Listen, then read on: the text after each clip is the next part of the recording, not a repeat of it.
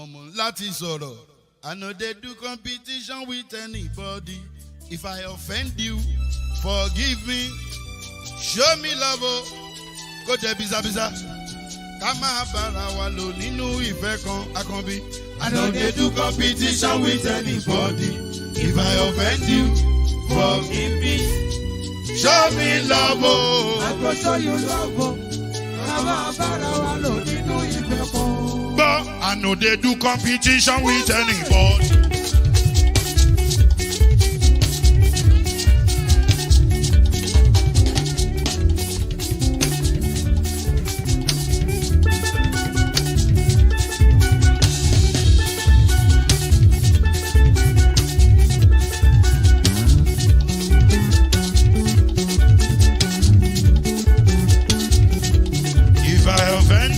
Forgive me, show me love, oh.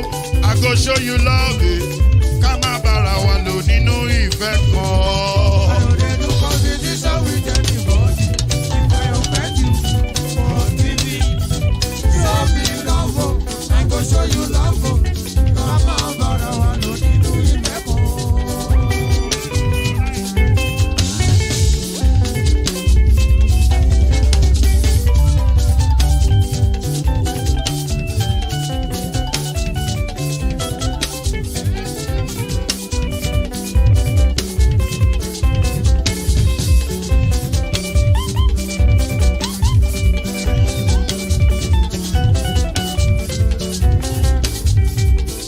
No dey do competition with anybody. If I offend you, forgive me. Oh. Tó bá ti sanwó fún Ṣẹ́gun Nàbí o. Ẹ fẹ́ jókù. Alákọ̀bí. Ṣẹ́gun Nàbí. Alákọ̀bí. Sábà mẹ́la. Anybody? Anybody? Any bobo. Anybody? Mo ló ń fọlú, ó gbà mí bó ṣe rí mi láti finishi. Délé mo ló ń fọlú, ẹ jẹ́ ń sọ̀rọ̀. Délé o.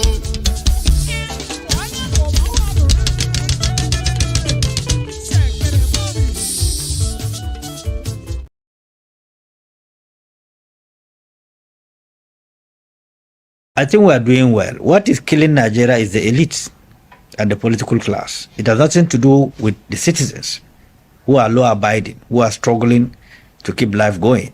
It is the elitist class, the political class, who have either lost in the government and trying to find their relevance back. They will go back to their ethnic base and start preaching ethnicity, that we are edged out because we belong to either Fulani or Yoruba or Igbo and so on and so forth. But when they are in government, they don't remember that they belong to this class of tribes or religion because they have formed a cartel. You know, they are together on that page of exploiting the country. But the moment they lost out, they will go back and start whipping sentiment and emotion. And that is why the laws are weak. Because anybody who has served this country in the capacity either of a minister or a governor and what have you, and found using language that is not really in tandem with our national interests, should have a consequences to face. Otherwise, we'll continue going along this way, and our children, our grandchildren will continue to go along this way. It is high time for people to understand that, look, nobody created land, nobody created tribe, nobody created religion. We all find ourselves in it. And you cannot change it because you have no power to change nature. Nature has established its authority. You cannot question it. What you need to do is to align yourself with the nature and develop where you are and make it a place that others can come and envy. Just the way people travel to UK, look at Dubai. If you minus 20, 25 years out of Dubai, it's not better than Kano. But because they got a visionary leader, it's the center of the world right now. It's the center of attraction. Go to Egypt recently. Look at the development. Because I've gotten a president who is committed to developing the system. Why can't we do it? Was it that we don't have the resources? Nigeria is one of the richest countries on earth.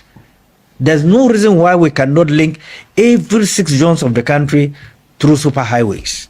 It's easier, it's cheaper, it's economically viable. The money is there. Look at individuals that are in government that are looting trillions of naira.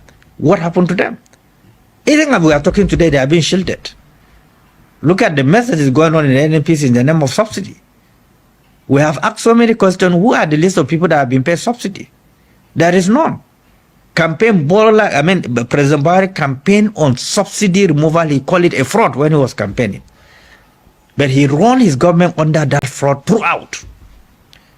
Now Bola took the silver bullet by saying that I have removed the subsidy. But we are waiting for the details of that subsidy to have been removed. Was it not an underdevelopment? Was it not compromising the country? It's absolutely compromising the country. Look at the racketeering or profiteering of the CBN. I hope they would declassify the investigation that is going on. You will pity this country. And these are people that have benefited directly from the system. Most of them were under the scholarship of the federal government of Nigeria. They went to the best universities. Yet they are the one ruining the country. Because we have no laws that create specific deterrence for individuals that undermine the authority of Nigeria. Look at the segregation going on. Look at the Southeast. Very prosperous people, business-oriented, brilliant, intelligent. Look at how politicians have caused the killings and the maimings and the killings of business. Poverty is ravaging everywhere now.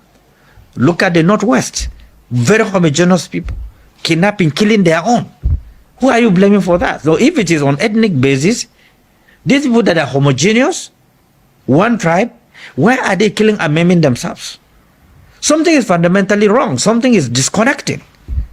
And because we have failed in our leadership, from our religious scholars to traditional rulers to all of us that are elite, we have compromised this country. And we cannot get it right unless those who are responsible are being punished.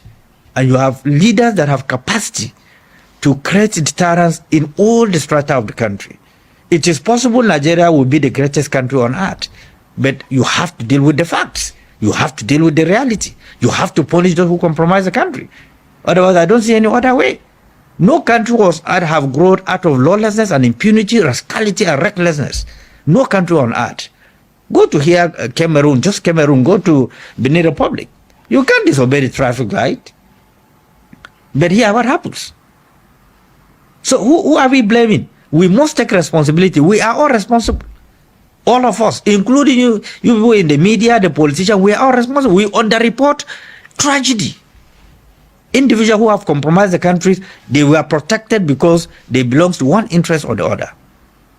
And this is not good for us as a nation. We must start firm. We must be decisive. Our generation cannot be forgiving. Me and you, our generation cannot be forgiving. Because we have traveled everywhere. We have seen the best of infrastructure. And we wish to have it here. And we have the opportunity to have it. But we are dealing with everything along ethnic, religious line. Now, give me the statistics from 1999. Don't even go during Shagari regime. During Shagari regime, Shagari have fully scale utilization of power. There was no discrimination during Shagari regime. As I'm talking to you, I can remember majority of Shagari ministers. But I cannot remember most of Buhari's ministers. I can't remember up to 10 Buhari's ministers. Because they are very low profile people.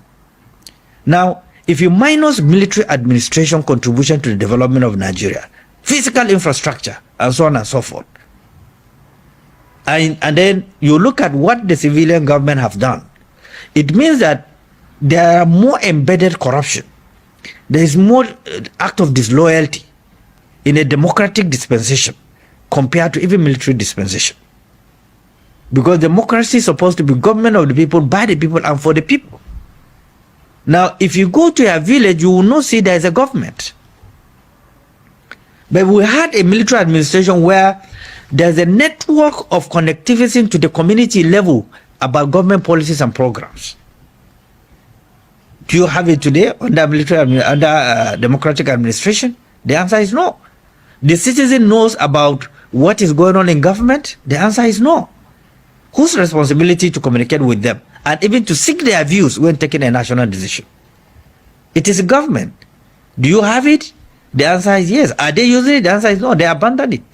The National Orientation Agency is the same Mamsa before that have ravaged every sector of this country. What are they doing today? So in as much as we want to shift blame, we must take also responsibility. Because if a foundation has been laid, it's your responsibility to move that foundation forward to enviable height. It's not for you to keep on killing that foundation and shifting blame on people who have contributed immensely to the foundation and development of the country. So politicians must take note that they are part of the retrogressive level that this country is going through today. Go and take the budget provisions and the implementations from the ministries, agencies, and parastatals. Go through it. You are a journalist. Go and find out the implementation of the budget, whether it's been implemented or not, at where and what are the areas that have been budgeted and been implemented. You will weep. And who do you blame? Do you blame the founding fathers? Do you blame military regime that have done their bit and quit? Or who do you blame? We have a democratically elected government right now. They inherited insecurity. They inherited grounded economy. From who? From the same party of the same government of APC. And it's the reason why there was nothing to showcase in 100 days in office. It was a grounded system that was inherited. Completely grounded. He's struggling to be on his feet up to now that I'm talking to you. They can't do anything. So, who do you blame? You blame former military Babangida, or you blame Obasanjo, or who blame? We take responsibility. Our ability to move the country forward is extremely very low, but our ability to steal is extremely very high. And without caring what happened, look at Abuja today. It's the center of kidnapping. Everywhere. Under which government? Under a civilian, democratically elected government. They inherited this insecurity. They inherited weaponization of poverty. And yet, nothing tangible is being done about it. It's clear. He got 8.something million votes. As a journalist and a historian, go and find out what was the vote that produced President Shehu Shagari. Coming back, what was the vote that produced Jonathan? What was the vote that produced Buhari and others? So which means that he needs to build that legitimacy base. Given his background, knowing his performance record, I was in Lagos when he was a governor, my thought and my conviction that Bola will be far, far better than President Muhammadu Buhari. President Muhammadu Buhari was the lowest Nigeria have witnessed. The killing, the maiming, the barbarism, the segregation, orphans everywhere. And then coming from that perspective, belonging to the same platform of APC, we are dipping more and more into trouble. And now you were sworn in as a president. Now only appointment is tilted towards one thing.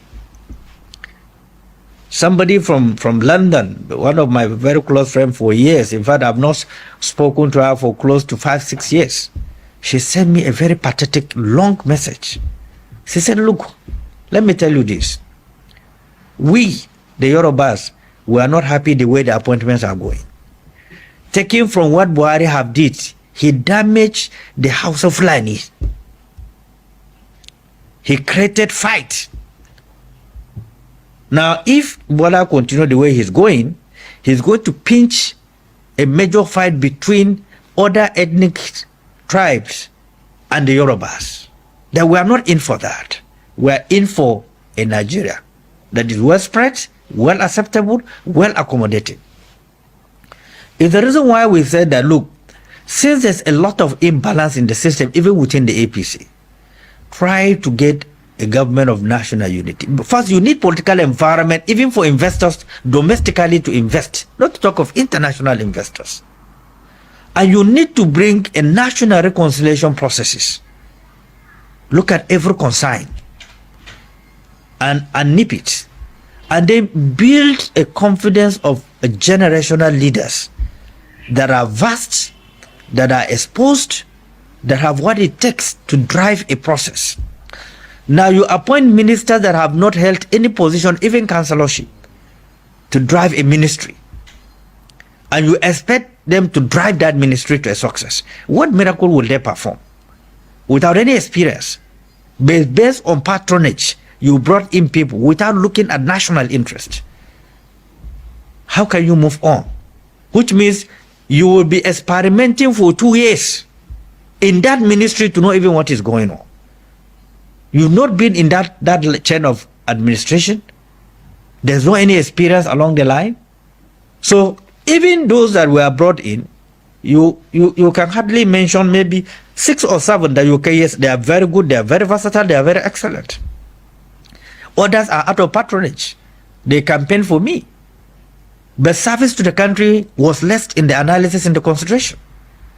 You change the service chiefs, yet the security situation is deteriorated. Like I mentioned to you, Abuja is now a center of kidnapping. How do you explain that? Which means nobody is safe. So what I expect is that me and you, that belongs to this generation, where our elders have failed in providing decent leadership, we must keep our differences aside. This country is well endowed. Every part of this country is endowed by God. What we need to do is to create a platform of economic viability, amend the Land Use Act. States should develop their own natural mineral resources, build their own resource base, create a percentage for federal, state take care of their own bills and their own developmental processes. But the way it is, you deny the state due to incumbency or protocol to develop at their own pace, given their natural minerals, is not acceptable. The population is expanding, over 200 something million. In the next 10-15 years, Nigeria will clock about 30 million population. And the population is a wealth. It's not a deficiency. Unless you have irresponsible government, then the population will turn against the nation. There will not be growth, there will be violence, you cannot feed the population, the demand have outweighed the supply, and therefore violence is inevitable. Anarchy is inevitable.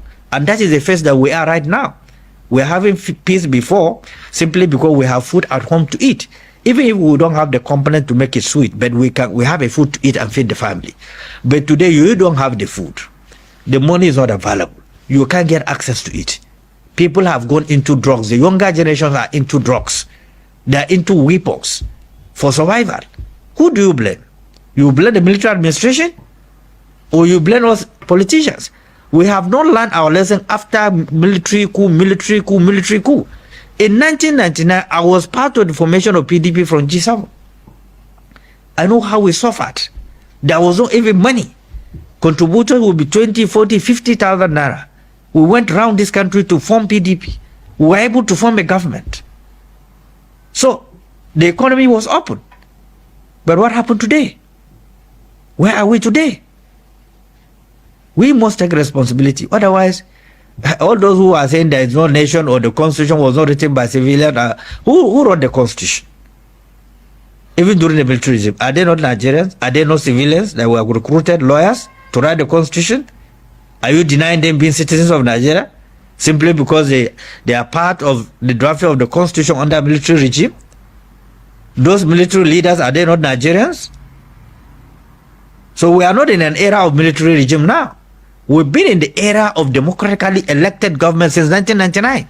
What happens? What are the development? What are the statistics that you have? Given every administration, what have they achieved in terms of empowering Nigeria, reducing the level of unemployment? Millions of graduates roaming the streets are turning into drugs addicts, taxi drivers, and so on and so forth. Who do you blame? We are responsible for it.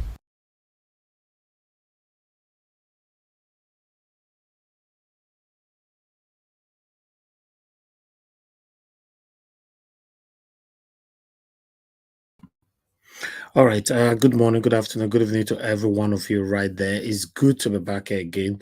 Today is Saturday, 18th November 2023. Thank you very much, everybody. May God bless you all. Please, let's do the normal thing by pressing on the like button, and let's do this together. Now, God, I go bless you, my people. I appreciate every one of you right there. I've tried my best already to showcase almost everybody on the screen, but let me see if I still have any. But first, I'll appreciate Mother of all, Mommy Diaspora, thank you very much, Mommy, for all you do. We appreciate you. Good evening to you. Good evening to you, Amaka Fojabi. Thank you very much. I appreciate you as well. Thank you very much for the super chat. I'm very, very grateful. Thank you, thank you, thank you. And I want to appreciate some of you that are just coming in right now. I'm trying to take all these things out. I'm multitasking at the same time. Okay, yes. I want to try to quickly appreciate those of you that are just coming in right now. Efeko Jubilante, thank you very much. Imo Sokri, thank you. Good evening to you all, my people. Happy Saturday to you all. Yes, yes, yes, yes. Today is going to be a freestyle broadcast. You see, I call it the state of the nation. Yes, is because it combined everything you want to talk about today in Nigeria. So sometimes to write a different title and all that, just put it out, the state of the nation. The number one thing that is affecting Nigeria right now is hunger. Hunger. It affects them. We're going to take all of them. We're going to take different videos where you all are going to see what people are complaining about. Even some of the people that that supported Tinubu, or rather, more of them are crying right now. It's very unfortunate because I personally, I did my best. And you that is watching me right now, some of you did your best as well. We try to let them know that we cannot have anything good from this satanic APC. But you see now, you see the video that we just watched right now from Gabon. Sheung, that is the SDP chairman, Sheung Gabon. Is the SDP chairman. So he was actually speaking and saying it how it is. The same satanic APC, current government of the Federal Republic of Nigeria, is blaming the previous, which is their predecessor, that they left Nigeria bankrupt. I don't know whether you understand. You'll be like saying Nigeria wash, they blame Nigeria wash. I'll say no, not blame me. Make we blame someone else from Nigeria wash. That is the situation we are right now. We talked about, we said it, that nothing good can come out from APC. Upon all the bankruptcy claim from this satanic government or APC, all of them, upon all the claim, they are still lavishing money. Normally, what I understand by bankruptcy means that you're bankrupt, you don't have anything, you need support and all that, right? But you cannot say you are bankrupt and you are still spending excessively. Then I don't know how that makes sense, to be honest.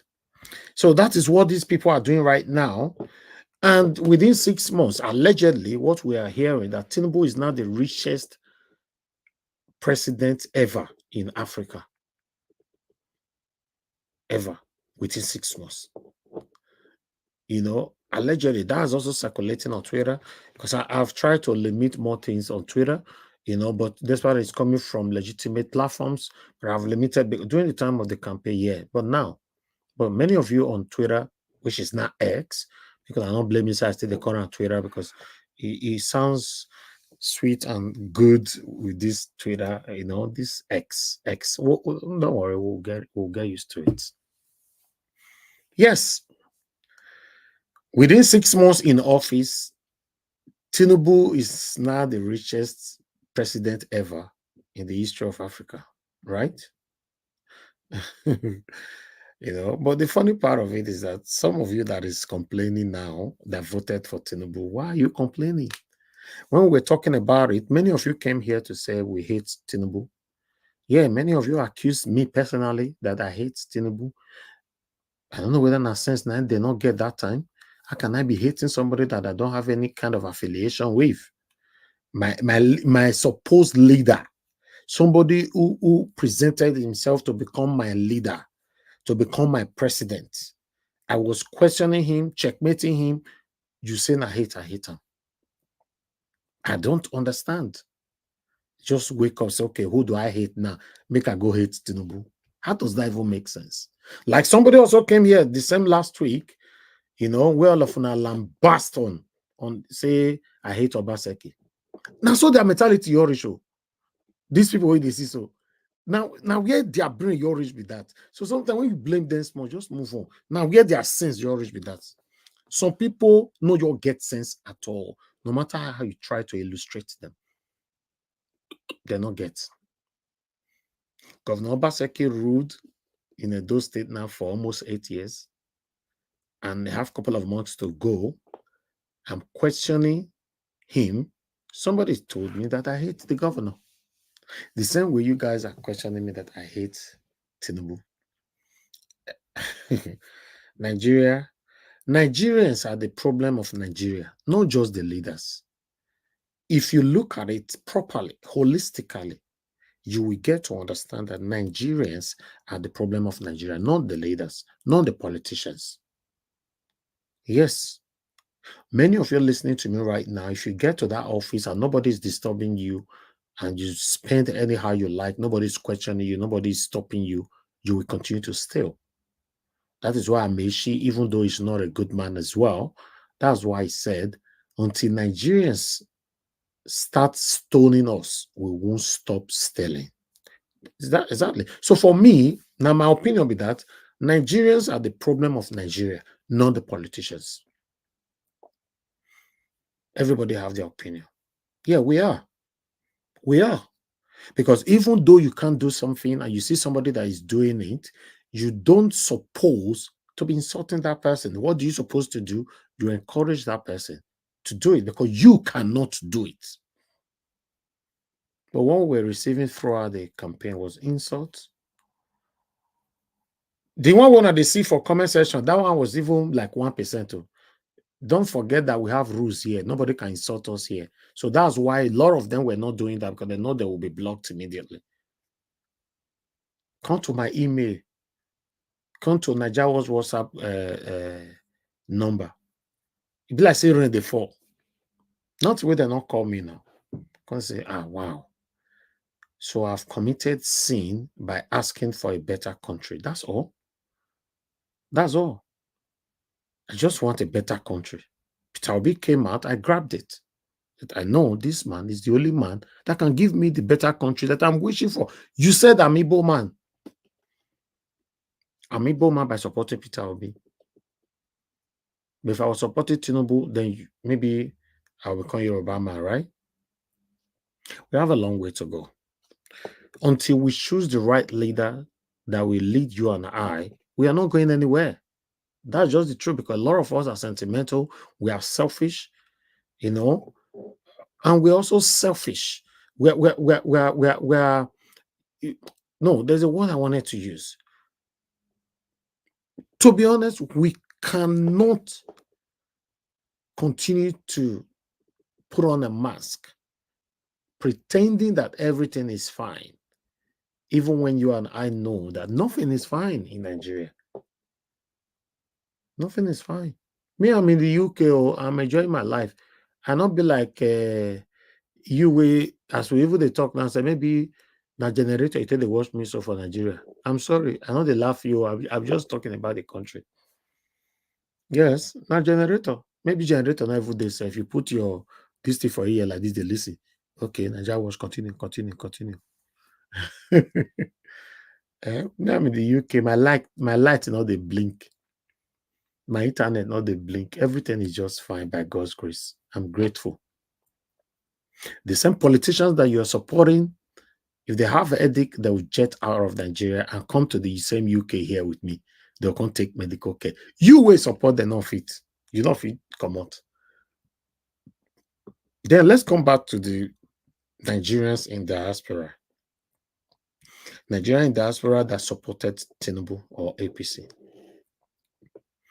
I don't know how to describe those ones.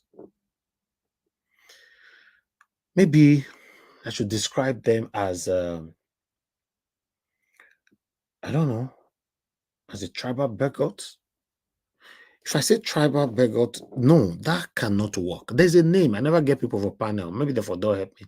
There's a name to describe those ones because apart from that, we get some Edo people who support Tinubu. So using tribal on that will not work. I mean, people with their abroad though.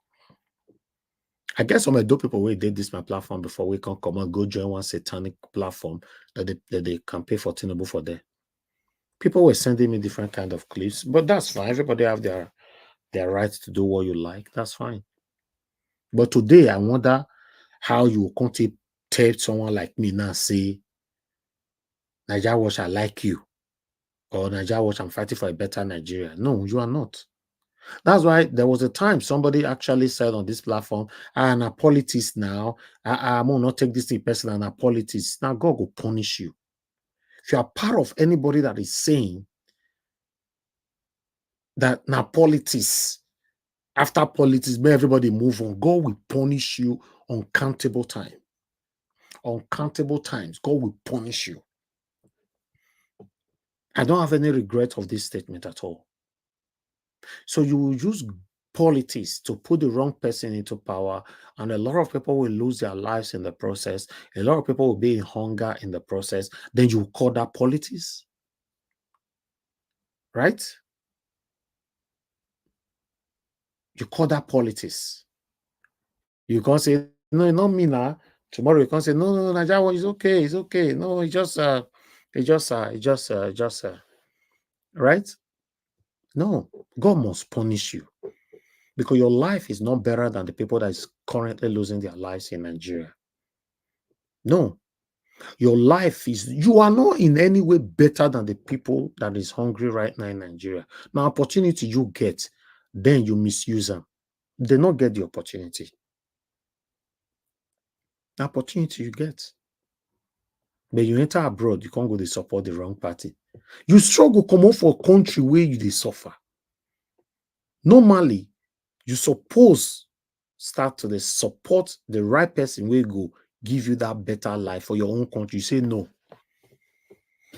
So people said, no, the reason why I know you're supposed to be, no, you follow us, now you get respect. That make me not supposed to be. You see their reason. No. Just see person reason. Okay, now, followers or no followers, the situation will be for Nigeria now. Do you like it? Regardless of what, are you going to tell me that if Peter Obi was declared the president of the Federal Republic of Nigeria, 6 months, Nigeria will be like this? I still get some people who still get meta problem. We still talk and say, you know, matter, even though now Obi still win, you know, Peter Obi now still there. Now, so Nigeria for still be. Because this is the only thing they know since they were born. So they don't know any other thing. They don't believe Nigeria can ever be better. They believe everything is like that. Forgetting that Nigeria is one of the richest countries in the world. You don't know. If you want to say Nigeria is one of the richest countries in the world, check how much our politicians they thief. Then you go know. Just check how much our politicians they thief. Abacha loot. Make I take you back there. Was it no? This one. I'll come back to this one. This one Abacha loot. According to this loot with this screen, so Abacha don't die tele, right? They started returning Abacha loot since 1998. 1998 now, but let's talk how many years be that for? No, I don't know these things. So they like people they communicate with me, right? How many years be that? 1998, they returned $750 million. Oh, Abacha loot. That $750 million will not see what they use and do, because any money that they return for Abacha loot, that they reloot time again. Is relooted. That's why there's nothing that is working in Nigeria, right? Then 2000, they returned $64 million. 2002, they returned $1.2 billion. 2003, they returned $88 million. Now, one person, I think this one, because I want to show to you why Nigeria is one of the richest, maybe top 10 the richest countries in the world, top 10. 2003, they returned $160 million. 2005, they returned $64 million. 2006, they returned $44.1 million. 2014, they returned $227 million. Right? 2017, they returned $322 million. 2019, they returned $211 million. 2020, they returned $321 million. 2020, again, that same year, they returned another $311.7 million. Then, 2022, they returned $23 million. Right? Now, this year, which was just last 3 weeks ago, they returned $150 million. So the total amount where they don't recover from Abacha loot, as me and you they speak so, right, is $4.4 billion. Yes, now they don't return for Abacha loot. $4.4 billion. Okay, let me come back to the reason why I have to bring this here.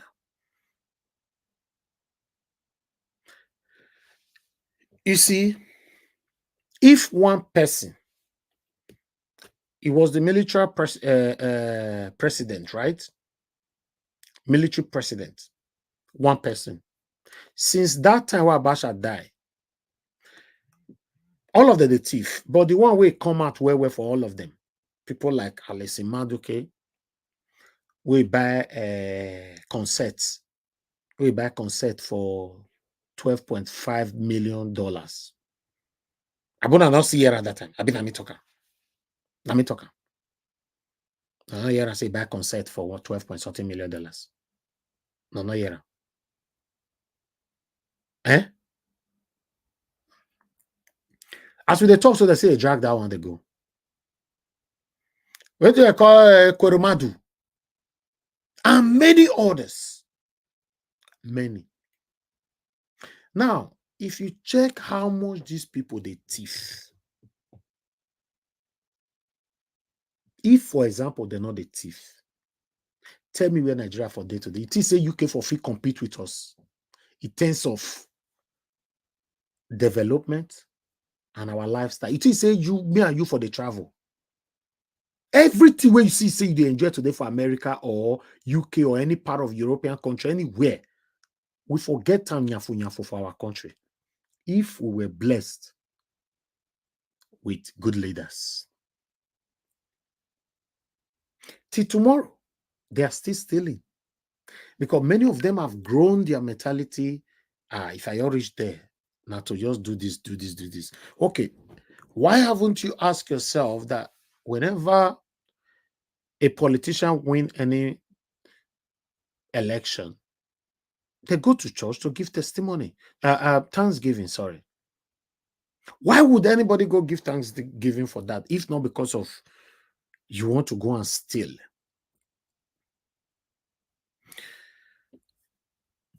You see, look at this one where we could give now. See what he go do for you. Make I put on for screen.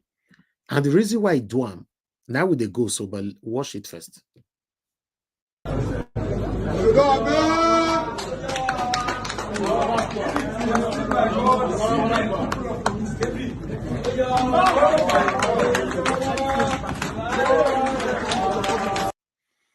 Okay, you see him?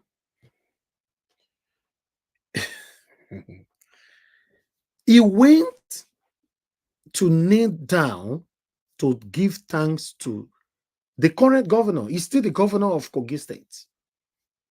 He will be going out, the incumbent, neither they call her the incumbent governor.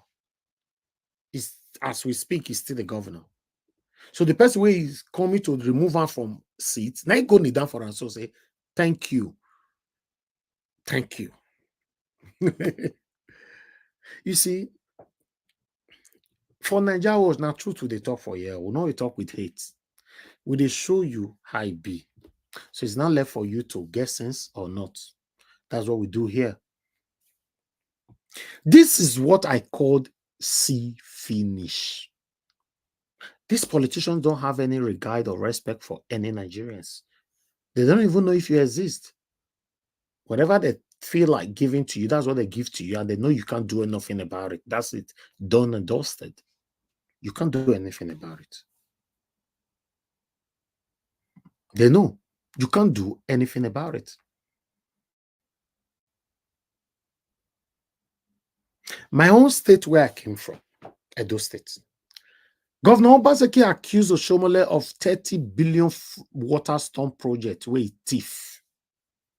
Oshomole responded back that Obaseki is part of people who eat that money. Till today, Obaseki no probe Oshomole. But today now, they sit down, they dine, they wine together. When I see the video I played the other day, Oshomole they tell Obaseki they tell Oshomole say, thank you. If not for you, no, thank you for making me a governor. I don't know how to talk.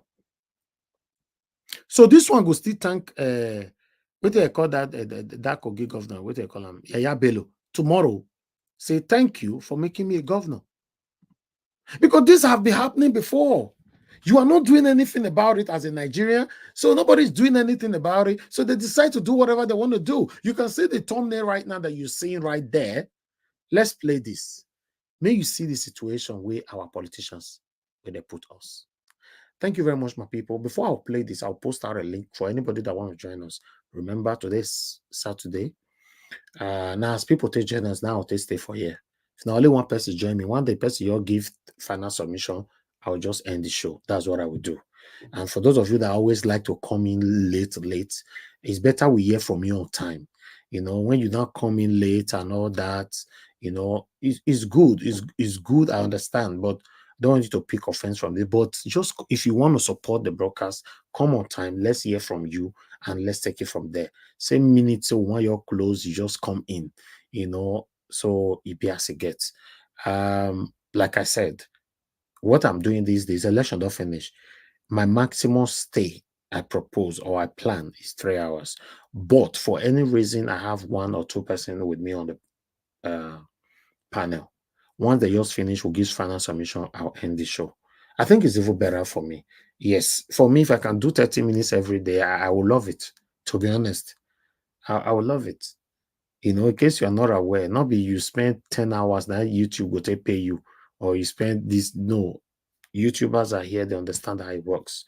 But the truth of the matter is, I'm doing this for my country and I'm happy doing it. Yes. So if you are supporting us, please always be there. You know, thank you very much for all of you that is genuinely supporting us. May God bless you all. Okay, let me post that. I'll play this now. I'll post the link. Let's watch this.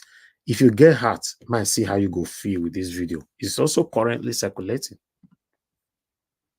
This is Suka Enugu Expressway. As you can see, we are in a good slope. The depth of this place is about 7 feet. You can see it now. We are here since yesterday. You know, say our organ they believe person, you know they trust person.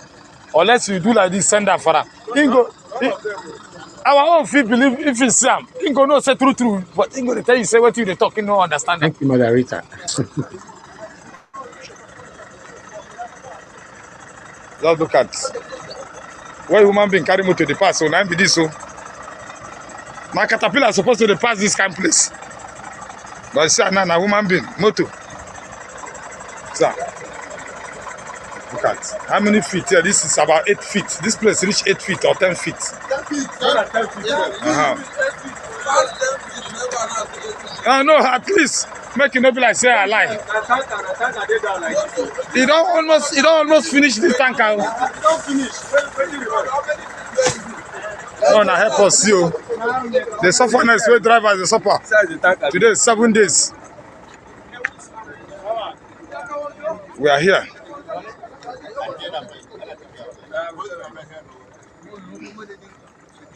This is Enugu Suka Expressway. Huh? Our federal government in here. Now we they kill ourselves so.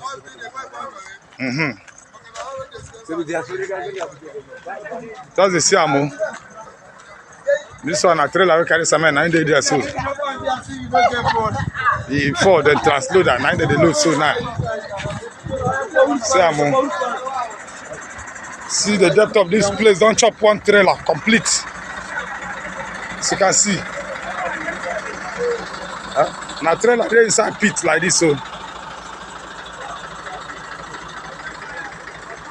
Look at the depth of this road. This is the depth of this road.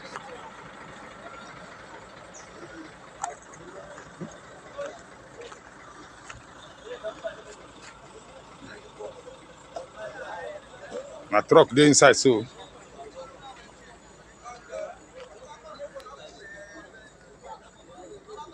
A cement there for ground like this so. Cement. Nigeria, we don't die. Our leaders, now God just carry when I go put them on and enjoy ourselves. One day now when I go use and go hang on ourselves, die. We don't go do any bad thing, no. After when I rule finish, chop the money, enjoy ourselves. When I go use and hang on ourselves, die. When I see suffer where they suffer. When I do budget, they carry the money put for pocket. Every year when I go do budget for each road, when I carry the money put for pocket. When I go chop the money, enjoy, enter motorway cost 150 million. But when I go use and hang on myself, die. Now, senators, they said they won't buy motor for them. One motor, 150 million. That 150 million never fill this place. Look, just look at waiting people they suffer here.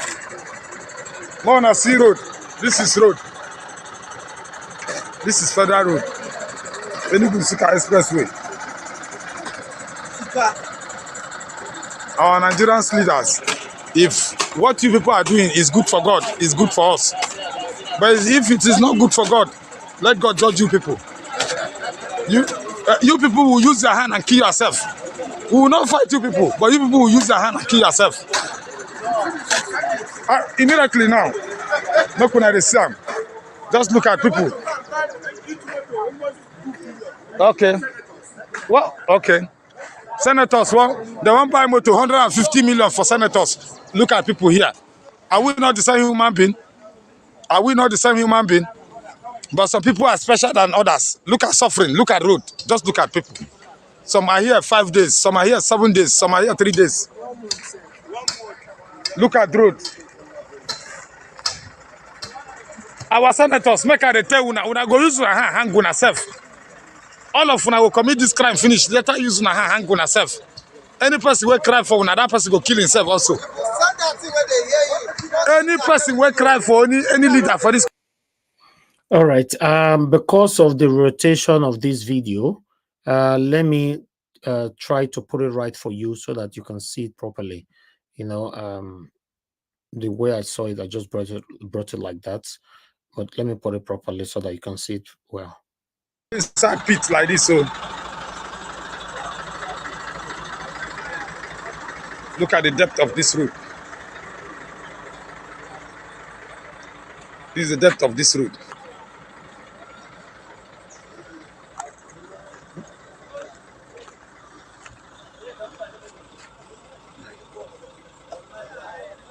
My truck there inside, so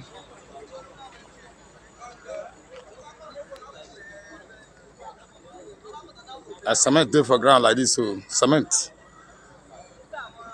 Nigeria, we don't die. Our leaders, now God just carry when I go put them on and enjoy ourselves. One day now when I go use and go hang on ourselves, die. We don't go do any bad thing, no. After when I rule finish, chop the money, enjoy ourselves. When I go use and hang on ourselves, die. When I see suffer where they suffer. When I do budget, they carry the money put for pocket. Every year when I go do budget for each road, when I carry the money put for pocket. When I go chop the money, enjoy, enter motorway cost 150 million. But when I go use and hang on myself, die.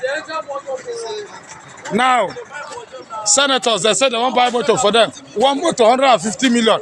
That 150 million will never fill this place. Look, just look at waiting people they suffer here. More on a sea road. This is road. This is federal road. Enugu Sika Expressway. Our Nigerian leaders, if what you people are doing is good for God, is good for us. But if it is not good for God, let God judge you people. You people will use your hand and kill yourself. We will not fight you people, but you people will use your hand and kill yourself. Immediately now, look when I see them. Just look at people. Okay. Well, okay. Senators, well, they won't buy motor 150 million for senators. Look at people here. Are we not the same human being? Are we not the same human being? But some people are special than others. Look at suffering. Look at road. Just look at people. Some are here 5 days. Some are here 7 days. Some are here 3 days. Look at road. Our senators, make a tell una go use una hand hang self. All of una will commit this crime, finish. Later use una hand hang self. Any person will cry for una, that person will kill himself also. Any person will cry for any leader for this country, that person will use his hand kill himself because that person a witch. Any person will cry for any politician will die. That person lion supposed to chop him because that person not human being. More na see him. Who go suffer this kind of suffer tomorrow? As I dey so I need to vote. I don't get voters card. I don't know how they take vote. I make that choice right from when I small. Up to today, I don't get voters card. I don't get anything. I need to vote. I need to go where they vote.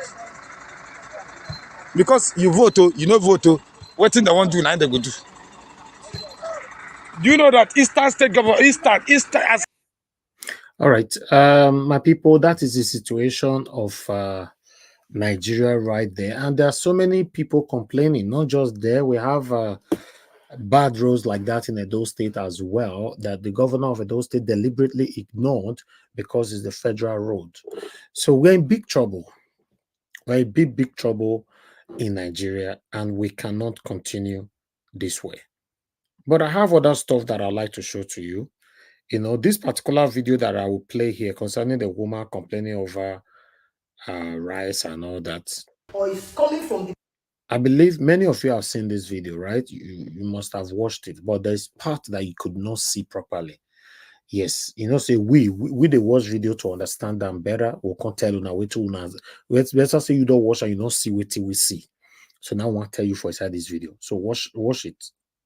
people who sold this rice to me. It's coming from the company, or it's coming from the people who sold this rice to me.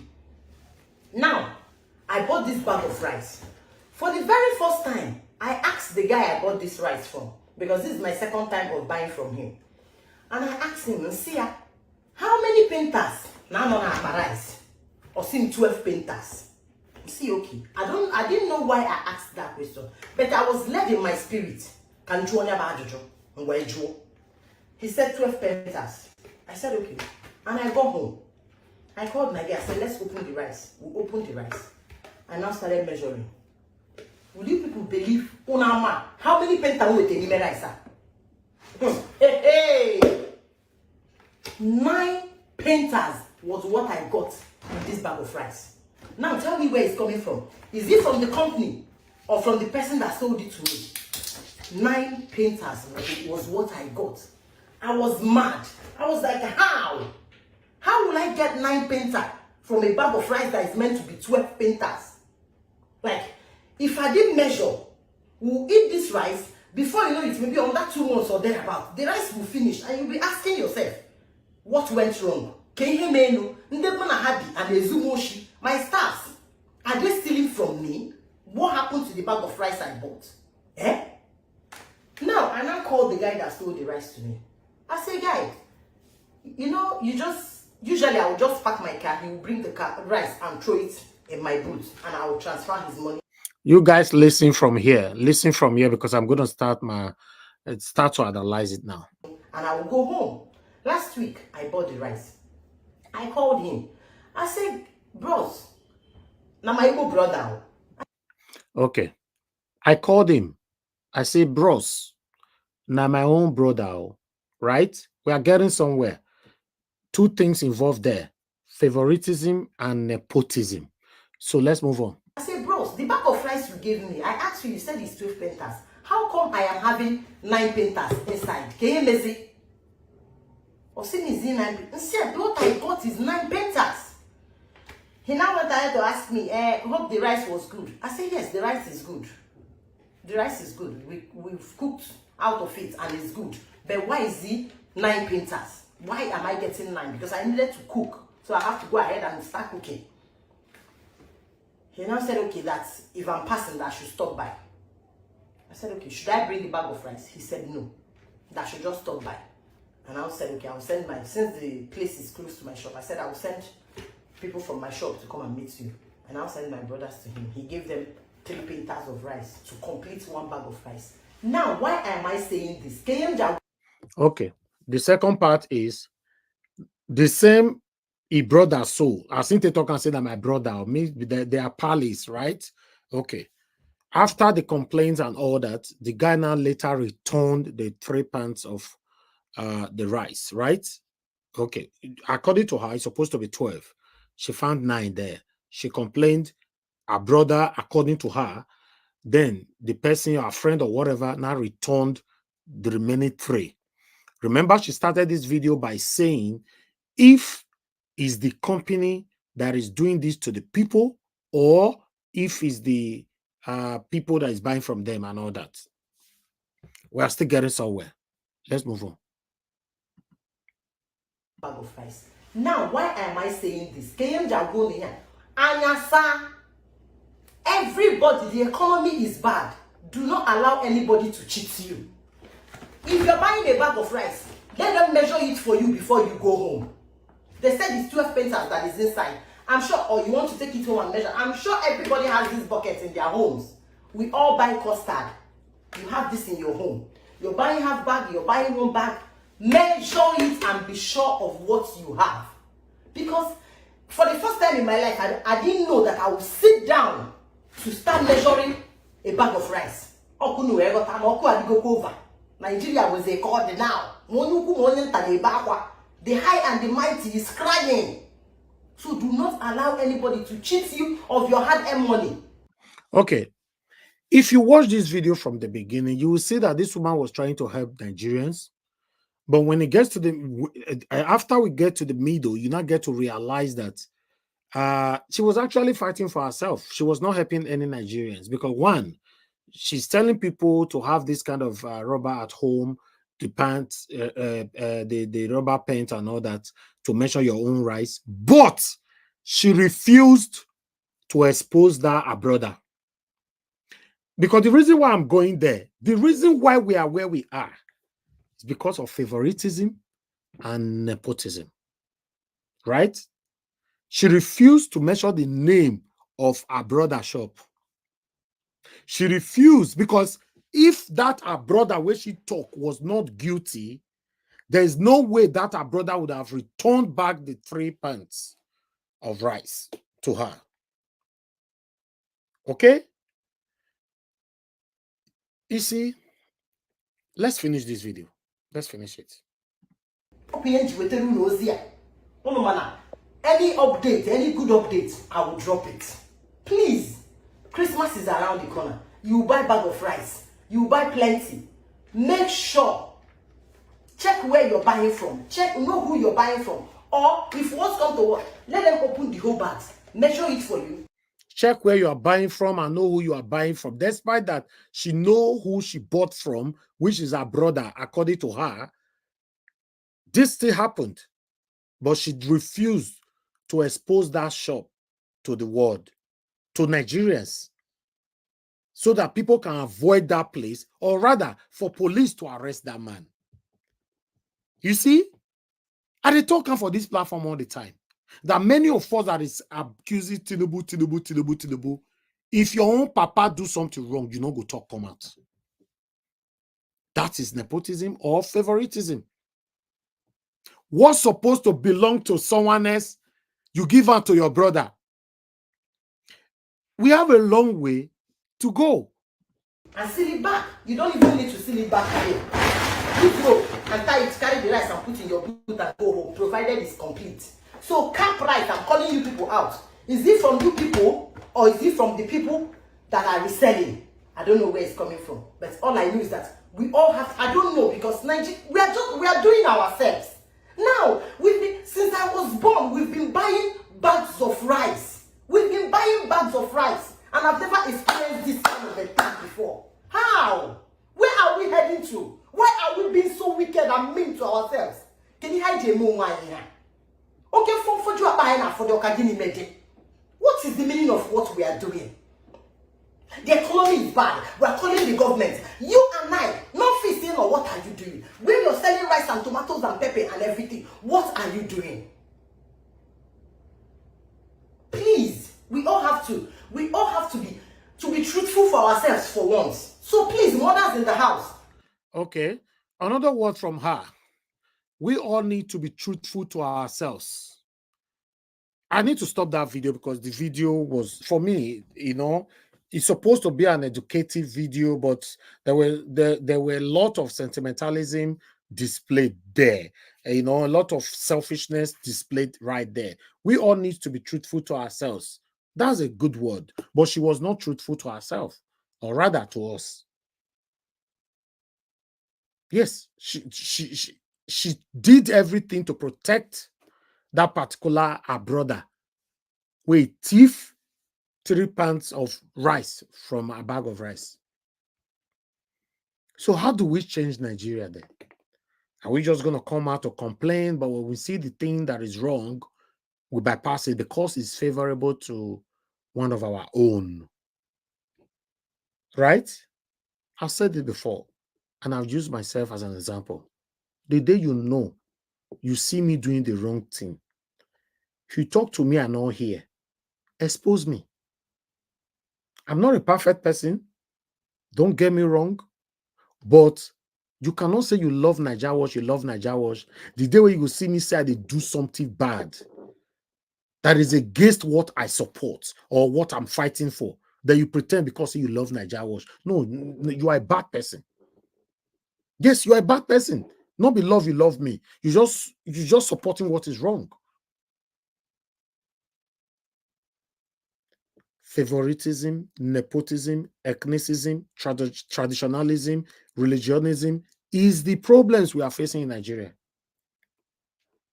Yes. Now my village you come from. No. I not feel I go fall in hand. Now I not feel fall in hand. You are not falling anybody's hand. Don't lie against anybody. Just say the truth. That's the problem we have in Nigeria. This person helped me that year. Oh, no. I don't feel talk this kind of thing now. You can't be like, say, no. Then a lot of people will suffer for that decision you took. Meanwhile, let's move on to another one. We have this Yoruba man telling Sheyi Tinubu to talk to a papa, say suffer one killer of us. According to us, they say this man is also one of the people that took the lead to support Tinubu that time. More listen to now, though you speak more Yoruba here, our Yoruba brothers and sisters, you understand it more. If we can get one or two that will reinterpret it for us later on, that would be nice. Tinubu ti wọlé báyìí. Èyí kan wá appoint ní ẹ kan wá appoint ní. Appoint kíní kan for kíní kan, appoint kíní kan for kíní kan. Àwọn tẹ́lẹ̀ appoint yẹn ṣé àwọn ò kì í ṣiṣẹ́ ni? Ṣé appointment yìí nìkan lẹ́fẹ̀ẹ́ fi gbogbo administration 4 years ṣe? Cause deliver. Rárá. Appointment yìí ti pọ̀ ju delivery lọ. Ṣèyí bá bàbá sọ̀rọ̀ náà. Ṣé wọ́n mọ wọ́n lára jẹ́ kó wọ́n wọ face mask sí ẹ lójú? Ó ṣàrí nǹkan tó ń ṣẹlẹ̀ ń gbòòrò Èkó ní everywhere Nàìjíríà. Jẹ́ kí bàbá bẹ̀rẹ̀ sí ní máa deliver. Ebi àti ìyà wà available fún gbogbo ọmọ Nàìjíríà lásìkò tá wà. Ẹ̀yin náà lẹ́ni kẹ́ gbé kúrò lọ́wọ́ ọmọ Láúsá. A ti gbé kúrò lọ́wọ́ ọmọ Láúsá báyìí. A ti gbé fọ́mọ Yorùbá. Ìyà wá dàbí uniform from Ondo State to Lagos State to anywhere in Nigeria. Ìyà wá dàbí uniform fún gbogbo ọmọ Nàìjíríà. ìjọba wọn lẹ ń ṣe tẹ́ fi wá ṣèjọba débi wípé àwọn ọmọ aráàlú wà ló ń jẹjẹ ìkan wá wọ́n. What is going on? Festive period lele, this is the time even Tribalism declare state of emergency. Go ahead and declare state of emergency. Ẹ fún àwọn èèyàn ní stimulus. Ẹ fún àwọn èèyàn palliative. Àwọn èèyàn ró jẹjẹ. Ṣé àwa àtàwà l'Amẹ́ríkà àbí US àbí Canada? Àbí àwa àtàwà nílùú òyìnbó? Ṣé àwa ni làárùrù Nàìjíríà kẹ́kù jẹ́ ká mọ̀? Tó bá jẹ́ àwa làárùrù Nàìjíríà ni ẹ sọ fún wa ká mọ̀ wípé ìjọba Nàìjíríà o àwa là ń rọ̀nù ìjọba Nàìjíríà láti ìlú òyìnbó. Àti sẹ́ni tap ayé wa ti bàjẹ́. Àti lo app fi sẹ́ndì owó sáwọn èèyàn wa Nàìjíríà ayé wa ti finish. Èèyàn tó bá sẹ́ndì owó sí ní last week ó yẹ máa padà wá ní following week owó yẹn ti tán. Ṣé àwa là ń rúlu Nàìjíríà ni àbí ẹ̀yin kẹ́jẹ́ ká mọ̀? Cause gbogbo problem Nàìjíríà báyìí ó dà pé àwọn táwa nínú òyìnbó la gbé sórí.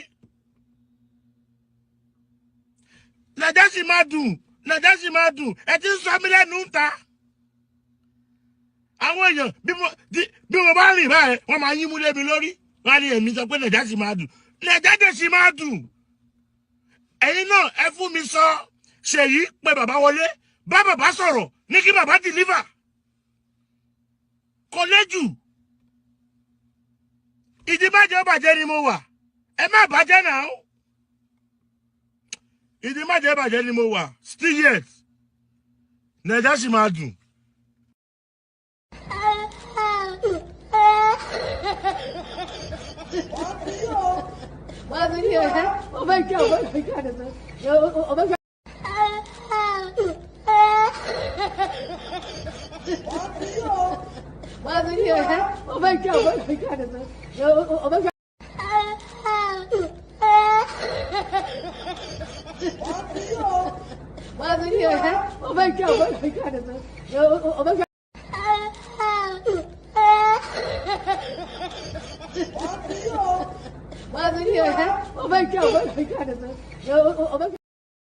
They dance, Tinubu dance, we go to dance, Tinubu dance, we go to dance, Tinubu dance, we go to dance, Tinubu dance, Tinubu dance, give me the dance, Tinubu dance, give me the dance, Tinubu dance, give me the dance, Tinubu dance, oh yeah baba dance, oh yeah baba dance, say oh yeah baba dance, everybody, oh yeah baba dance, listen, Tinubu dance, we go to dance, say Tinubu dance, we go to dance, Tinubu dance, we go to dance, Tinubu dance, we go to dance, Tinubu dance.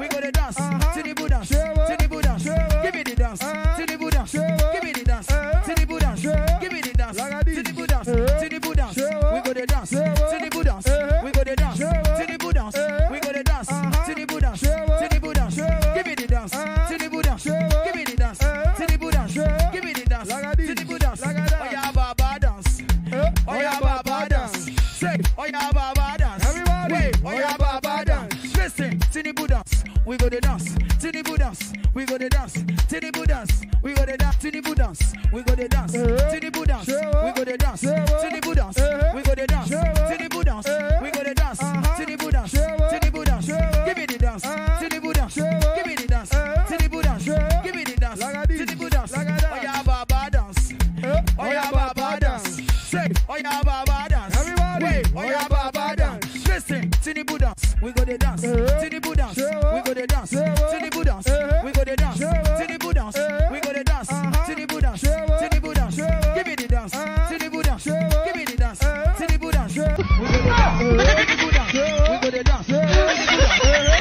Tinubu dance, we go to dance, Tinubu dance, we go to dance, Tinubu dance, we go to dance, Tinubu dance, we go to dance, Tinubu dance, Tinubu dance, give me the dance, Tinubu dance, give me the dance, Tinubu dance, give me the dance, Tinubu dance, oh yeah baba dance, oh yeah baba dance, oh yeah baba dance, oh yeah baba dance, listen, Tinubu dance, we go to dance, Tinubu dance, we go to dance, Tinubu dance, we go to dance, Tinubu dance, we go to dance, Tinubu dance, we go to dance, Tinubu dance,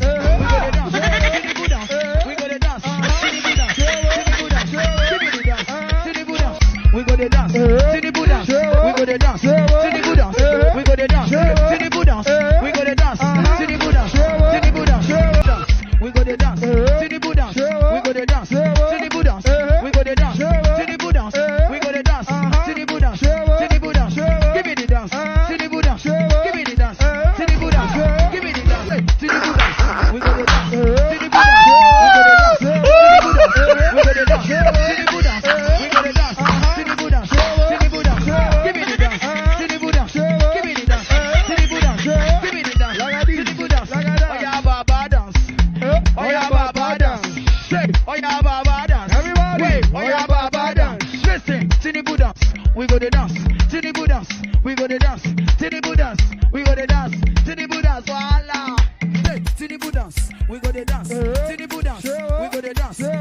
dance, we go the dance. Tinubu dance, we go the dance. Tinubu dance, Tinubu dance. Give me the dance, Tinubu dance. Give me the dance, Tinubu dance. Give me the dance, Tinubu dance. Oya Baba dance, Oya Baba dance. Say, Oya Baba dance. Wait, Oya Baba dance. Listen, Tinubu dance, we go the dance. Tinubu dance, we go the dance. Jesus, the Bible says Jesus gave them authority and power over all the devil. That means the okapatapata of all the devils and all his words, followers. The witches and wizards in Nigeria, they are small devils. God has given you authority and power over the big one. How much? That one. And in Mark chapter 16, it says, nothing shall hurt you. You shall not be hurt. The witches and wizards I'm talking about, they are in the presidency, in the National Assembly, in the Senate, in government houses. They are civil servants. They are politicians. They are Hausas, Igbos, Yorubas. They are Catholics, Pentecostals, Protestants, Christians, Muslims. Those are the witches and wizards that kill more people in Nigeria. In fact, the other witches, I don't even know whether they have killed anybody. But these particular witches or wizards I'm talking about, they are responsible for thousands of deaths. If you are giving money to do road, and you don't do the road, and somebody has accident because of bad road and die, what do you think you are? You are a witch. You have taken blood. You are giving money to equip hospitals. You refuse to build the hospital or even equip. And the medication or medical attention that would have saved somebody is not, and the person dies. What do you think you are? It's a witch. We have them all over the place. That in Nigeria, pensioners will be queuing to take their pension of 50,000. And they wait and wait until some will die. Because somebody doesn't want to push their file. Or somebody has swallowed the money meant for their pension. And you tell me you are a human being. No, you are a witch. Witch is sweet. You are a winch. Winch. And a huge one, a winch. Those are the ones you should be afraid of. Forget about these ones that some men of God tell you that. Those are not the ones. The witches and wizards that have killed destinies in Nigeria, they are presidents, governors, senators, members of House of Rep, civil servants, and contractors. Those are the ones that have killed. All these deliverance you are running about for people to release your destiny. Those who are holding your destiny, they are in Aso Rock. I am very serious about it. It's not the small witches they say they are flying up and down. Those ones, they are looking for blood. If they don't see your blood, they will go and chop fruit and rest. You survive this kind of people in Nigeria, you should be happy. There's another set of witches and wizards, though, fake pastors and men of God. Those ones who have given people wrong pseudo-religious theories. They have destroyed marriages, bankrupted businesses, and made people to start thinking backward. They even block you from seeing where your real problem is coming. Men of God are coming to a family, and brother will become afraid of his own brother. Relatives will no longer eat their food. Before you even shake a relative, you remember what they told you, that they are transferring power. If you have survived all these forces, just know that Psalm 91 is working in your life. He said 1,000 may fall at your side, 10,000 at your right. You, it will never approach, because his faithfulness is buckler and shield. He said your eyes have only to look to see how the wicked are repaid. He has given his angels charge over you to keep you in all your ways. It can also be Psalm 125. Those who put their trust in the Lord, they are like Mount Zion that cannot be shaken, that stands firm forever. And as the mountains surround Jerusalem, so the Lord surrounds his people. Help me tell somebody, God has surrounded you. God has surrounded you. That is the reason you are alive today. And I pray that he'll continue to surround you all the days of your life. In Nigeria, our average life expectancy is very low. What is keeping us alive aren't things you see physically, it's by the grace of God. That's why you should wake up and be thankful. Hearing from that man of God means a lot to me, trust me. Wow. I wish all the men of God in Nigeria can be like this. I like the part where it said the man of God will come into your life or come into your family. You and your relatives will become enemy. To shake your relative will become a problem. To even eat together will become a problem. And that is happening a lot. You see some people that just newly started going to one particular church. You see their character or their way of behaving will change towards you. You know why? Because that church where they start to the go, so that either that pastor have preached to them, telling them that one yellow person way, one fair man or woman way they your life, now they worry you. And maybe unfortunately you can't fair. Then problem does start. This is the problem. A lot of family have destroyed because of some people that just started a new church. A lot of marriages have destroyed a lot of things. So yeah, whenever I listen to this pastor, I normally I don't like skipping any. Yes, that's the right word. I feel some goosebumps around me, because he's always saying it how it is. Many families have destroyed today just because of what a pastor preached in church. You reach out, you can't hide your food. You reach out a lot of, and that's exactly what native doctors are also doing.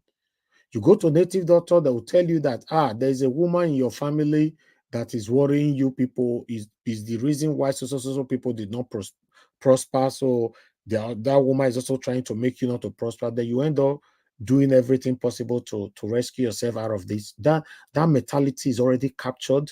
Automatically, you and that woman become enemy forever. A lot of people are like that. Some of you talking to me today, you are enemy to somebody. There are some people in your life that you don't talk to. Either some of these satanic pastor have preached to you, or some of these satanic devilish native doctor have talked to you. It's a big trouble. Yes, big trouble. So for me, we have a long way to go in Nigeria, but when we still have one or two men of God like this, it put a lot of smiles in my face, But before we move on and start hearing from the people, I have only one more video left, which is my principal, Mr. Peter Gregory Obi. I will always be proud of this man. I supported him. I will always support him. I love him because I know he's the only person that can rescue Nigeria. Yes, I know he's the only man. But everybody's already regretting it now. Let's listen to what Mr. Peter Obi have to say here. The video is also circulating. While Arise call it what's trending. Yes, watch this. Thank you. Thank you, Your Excellency. Your Excellency, our dear Governor,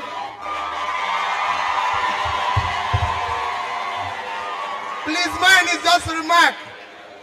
Your Excellency, our dear Governor, and my dear brother, Professor Charles Soludo, Your Excellency, and our own dear mother, who have spoken so well that all we can do today is to go back and reflect on that your wonderful speech.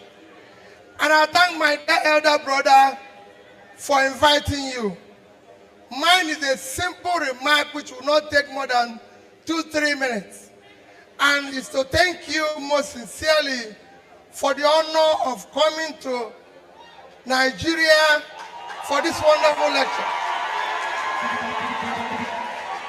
Excellency, my little contribution to your speech is that the problem of Africa, problem of Nigeria, rests clearly on leadership. It is bad leadership that is the problem of Africa. It has nothing to do with colonialism. We were colonized years ago. Today, it is the African leaders that have turned Africa into a gigantic criminal enterprise. And I'll give you an example. Let me use this university. Let me use this university to give you an example of the problem we face in our country. This university, if you're employed here, you work hard for several years to be a professor. And if you're a professor in this university, your salary is 400,000 naira. And if they pay you without spending your money for 30 years, your salary will amount to 144 million, which is not up to what we used to buy a car for a legislator in Nigeria. That is the problem of Nigeria.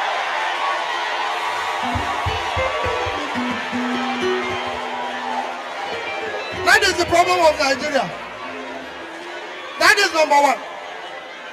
Number two, this university where you are, the overhead they give to the vice chancellor from federal government of Nigeria is about 10 million naira. So in 1 year, they will get about 120 million naira. They have over 500 professors, over 4,000 lecturers, over 40,000 students.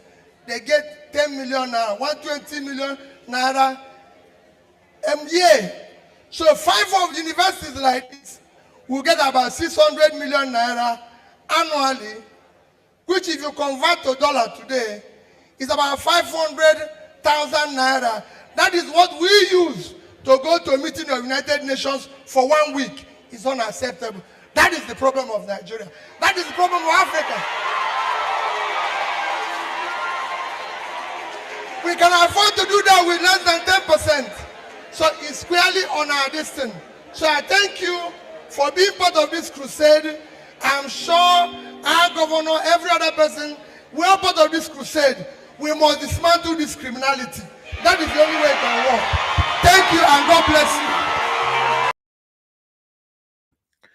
All right, my people, thank you very much for your time with us. Good morning, good afternoon, good evening to every one of you. We've come to the end of our presentation, so it's time for us to start hearing from the people on the panel. Thank you very much, my people. I appreciate you all. Press on the like button, help us to share. Please also press on the $sign, support what we are doing here. Press on that join button, join our membership program here on the channel. Subscribe to our channel and also hit the notification bell to be notified whenever we are here so that you can join us. We all can interact together. I appreciate every one of you, my people, and God bless you. Now, I'd like to call on the first person on the panel, which is not the first person, but he needs to be prioritized. His brother, my brother, Mr. Alex. Mr. Alex, thank you very much for joining us this evening. Good evening to you. Please, I would like you to talk to us. Yes, thank you, Mr. Najawosh. Can you hear me? Yes, very good. Yes. I want to thank everybody who has been holding brief for all of us who are not always on ground due to some personal exigencies. And yeah, Nigeria's situation is like coronavirus with new variant every day. So I just hope that the much awaited change we have to conquer. Millions of Nigerians are suffering. Millions are suffering. We cannot overemphasize that. We have to keep saying it because they've been captured. Their future have been captured. They've been placed in a state of political no return. So embarrassing to see a nation that is a member of OPEC. See the state of the infrastructures like the roads. If you know how many people die on Nigerian roads on a daily basis, without a database to access this information. You hear it from bus drivers, you hear it from people who are applying these routes across the nook and cranny of the country. Some of us who are gifted by the grace of God in one way or the other, the political cinematography, due to the good conscience we have, we still have a way of knowing these things and putting up the kind of work that we do on social media and sometimes on ground. So I don't know. There's something definitely wrong.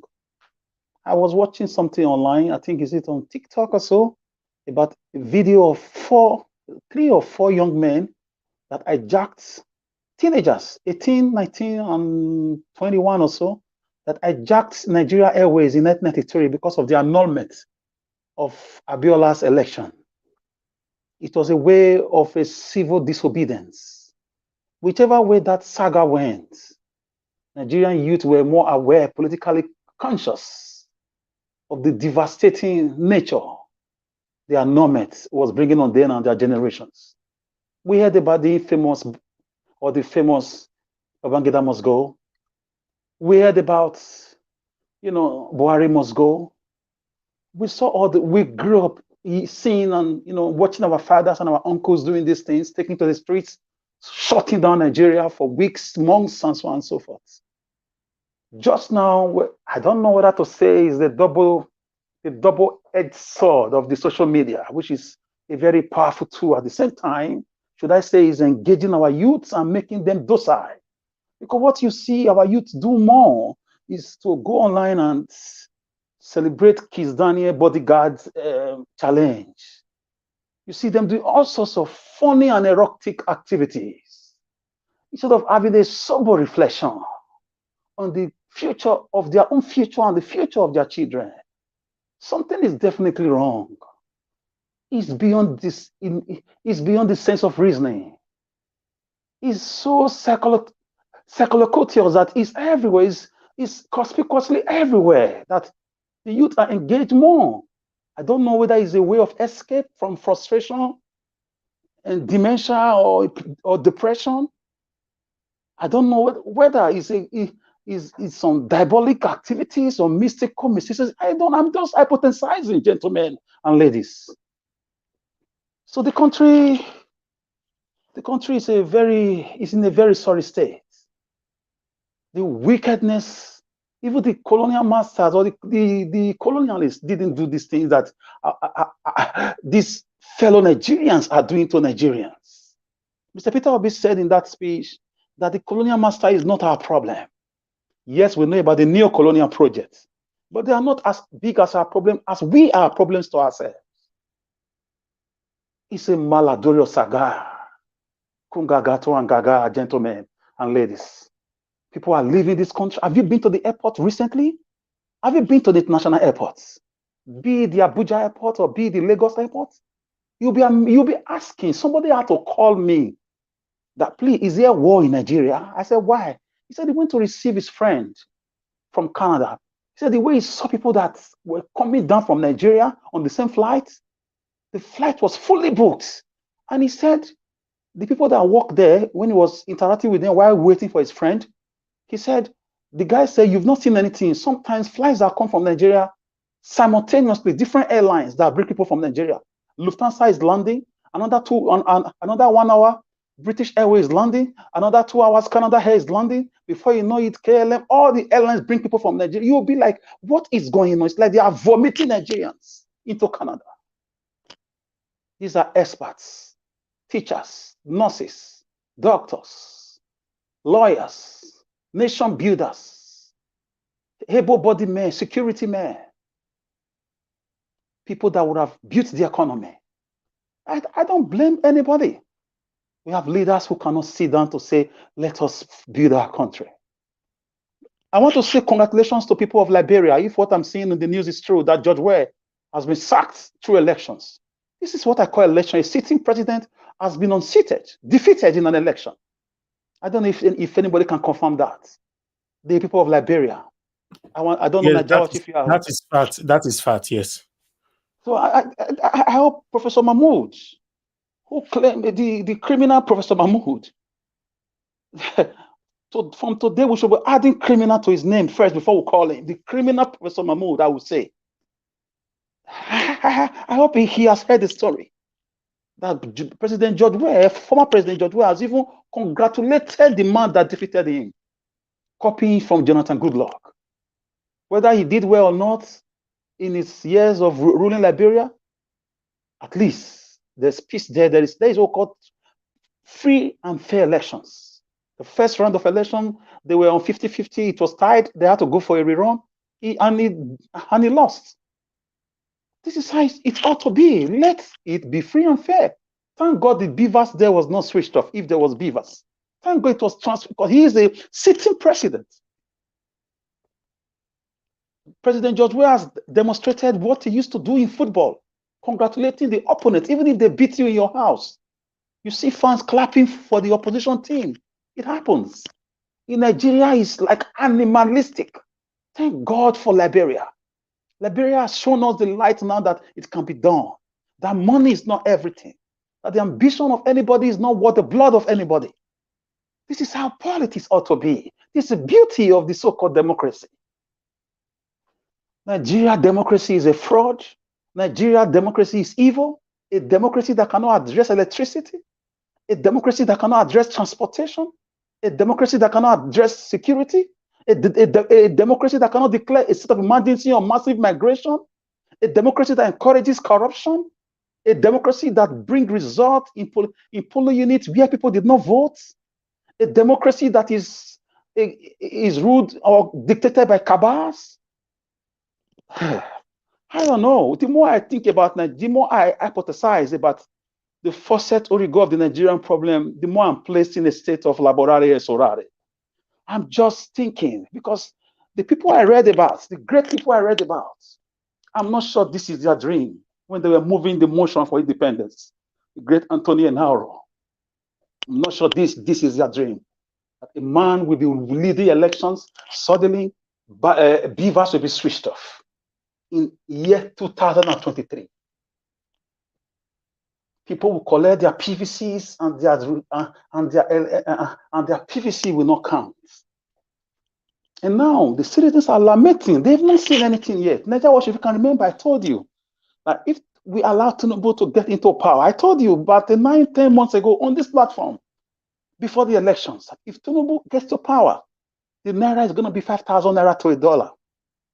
That Nigeria will be reduced to the land of Somalia with respect to them. One of the poorest countries in the world. The irony of it is that we are a member of OPEC. You don't understand. Not every nation gets the opportunity to be a member of OPEC. Oil producing countries of the world. Number 6 or number 7. And we are living in abject squalor, penury. Now we are not the world capital head of poverty globally. What a shame. I thank God for Peter Obi. I have to continue to thank that man. I thank him. He's still a political kamikaze. We cannot take it from him. We can't take it from him. But with the way the country is going, the massive hunger. And have you walked the streets of Nigeria recently? Anywhere in Kano, in Benin, in Lagos, the rate brother, me and they walk UK streets. I don't need to go. Yeah, maybe you come for Christmas. I don't know. Things can change. You know your movement is not predictable. You can tell me tomorrow, a Nigerian family, I'm going to Nigeria for 1 week. You know how you do your things. This time around, the begging has tripled. It's not their fault. People beg you out of desperation. They have no. They forget about the few ones you see busting drinks and champagne in different places. The majority, the teachers, the carpenters, the market women, the unemployed graduates who are not rough, who are not Yahoo boys. Once they notice you are around, the way they beg you before, they've quadrupled it. It has gone up. It's not uncontrollable. The rate of prostitution is high in the whole country. People are going into all sorts of vices. It will explode on all of us in a jiffy. And we are ready to fight when it's time to fight for our fatherland, because the hunger is fighting us badly.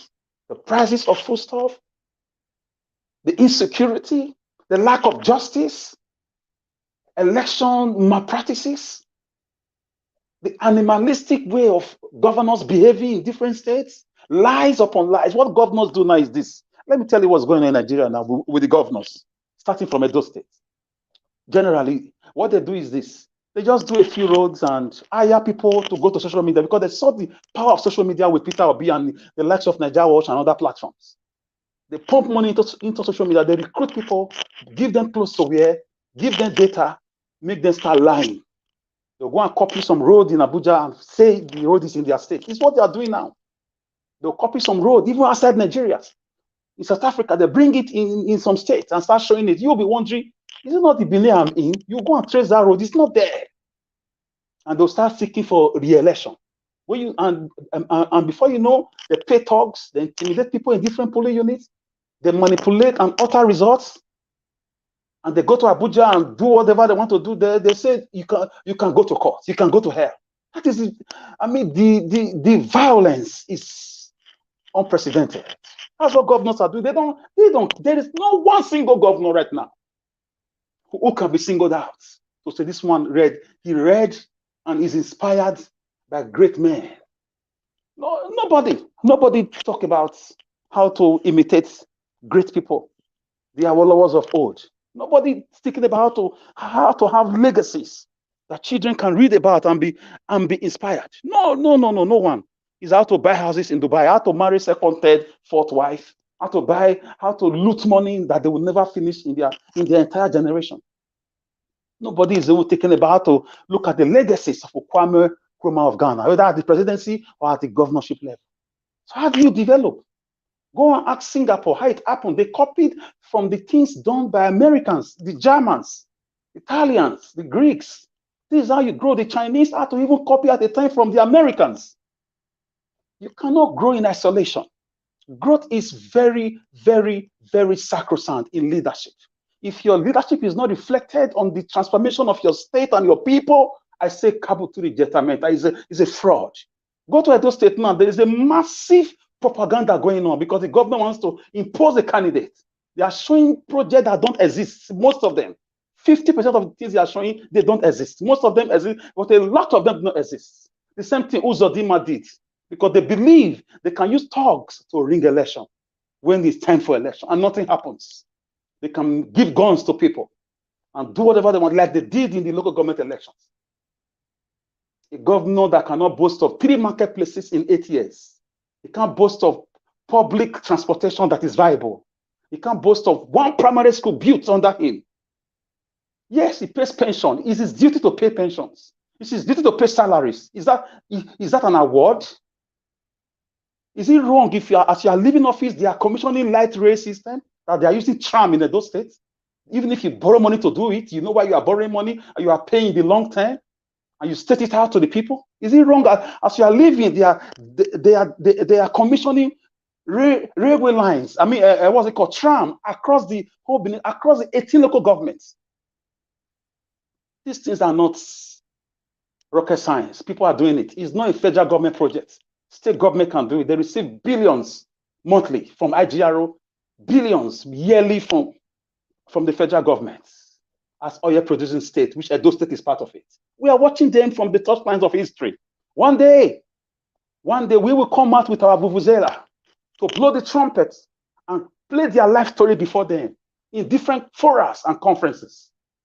We are coming, just a matter of time. Nigeria Wash, I thank you. I thank Mr. Peter Obi. I thank everybody. Nigeria matter is ambiguous. The ambivalent nature is imponderable. It cannot be explained.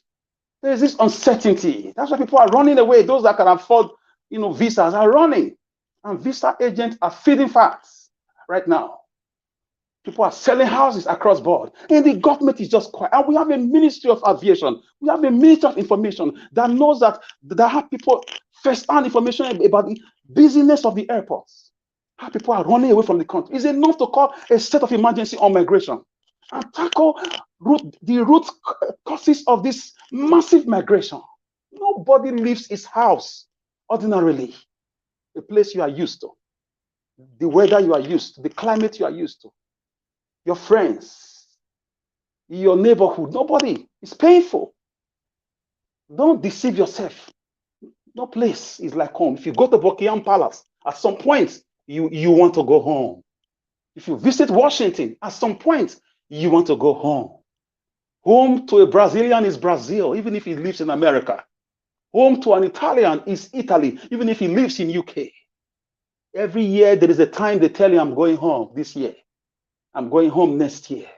I'm going home for Easter celebration. I'm going home for Christmas celebration. It's home. You cannot use anywhere to compare your home, where your umbilical cord was buried. Always have a way of calling you back. Generations of slaves who were taken to the Americas are tracing their route back to Africa. Some are trooping to Ghana and the Gambia because Mother Nature is calling. So we don't have a home, and we have a set of dumb score people at the National Assembly, at the presidency, and among the governors. Not even one can be singled out. There's pulling conferences. There's telling people this, even if it means paying with your life. We have Professor P.L. Lumumba, who's giving speeches, amazing speeches, history about Africa, Pan-Africanism and so on and so forth. These guys are always in these programs. They don't copy anything. They don't copy. This is why these so-called white people are laughing at us. Nigeria, we need a total cleaning. Total cleaning. These men are not ready. The satanic activities is embedded in their DNA. But it's Nigerians that are not ready, not the government. Nigerians are not ready. Nigeria, are we not the government? Some of us that became obedient that went to National Assembly. Me, were they not among us? Did some of them come to our China at the State Assembly level? Is it not me and you? It's we. Let's assume that tomorrow I come out, I win, and I start speaking another language. Am I not Nigerian? Am I suddenly a Somalian? It's the same. We are the government. The satanism is, I can't explain it. What happened? So tomorrow night I contest and God doing with people who listen to me and buy my story, then I go there. Then I start behaving like this. Will you say it's government? Or will you say it's the people? So it's we that go into government. I don't know what to say again, Ajaosh. The government, even we are not ready. Especially we back home. It's like when you leave Nigeria, and let me tell you something, what I think Nigeria was. It's like when you leave Nigeria, the juju, the voodoo they use, we just die away at the international airport as you are landing in any country you are going. Maybe some of us are born to be, to have that resistance. Because most times, Nigerians that leave Nigeria, once they leave, it's like something fell off their eyes. They start behaving differently towards government.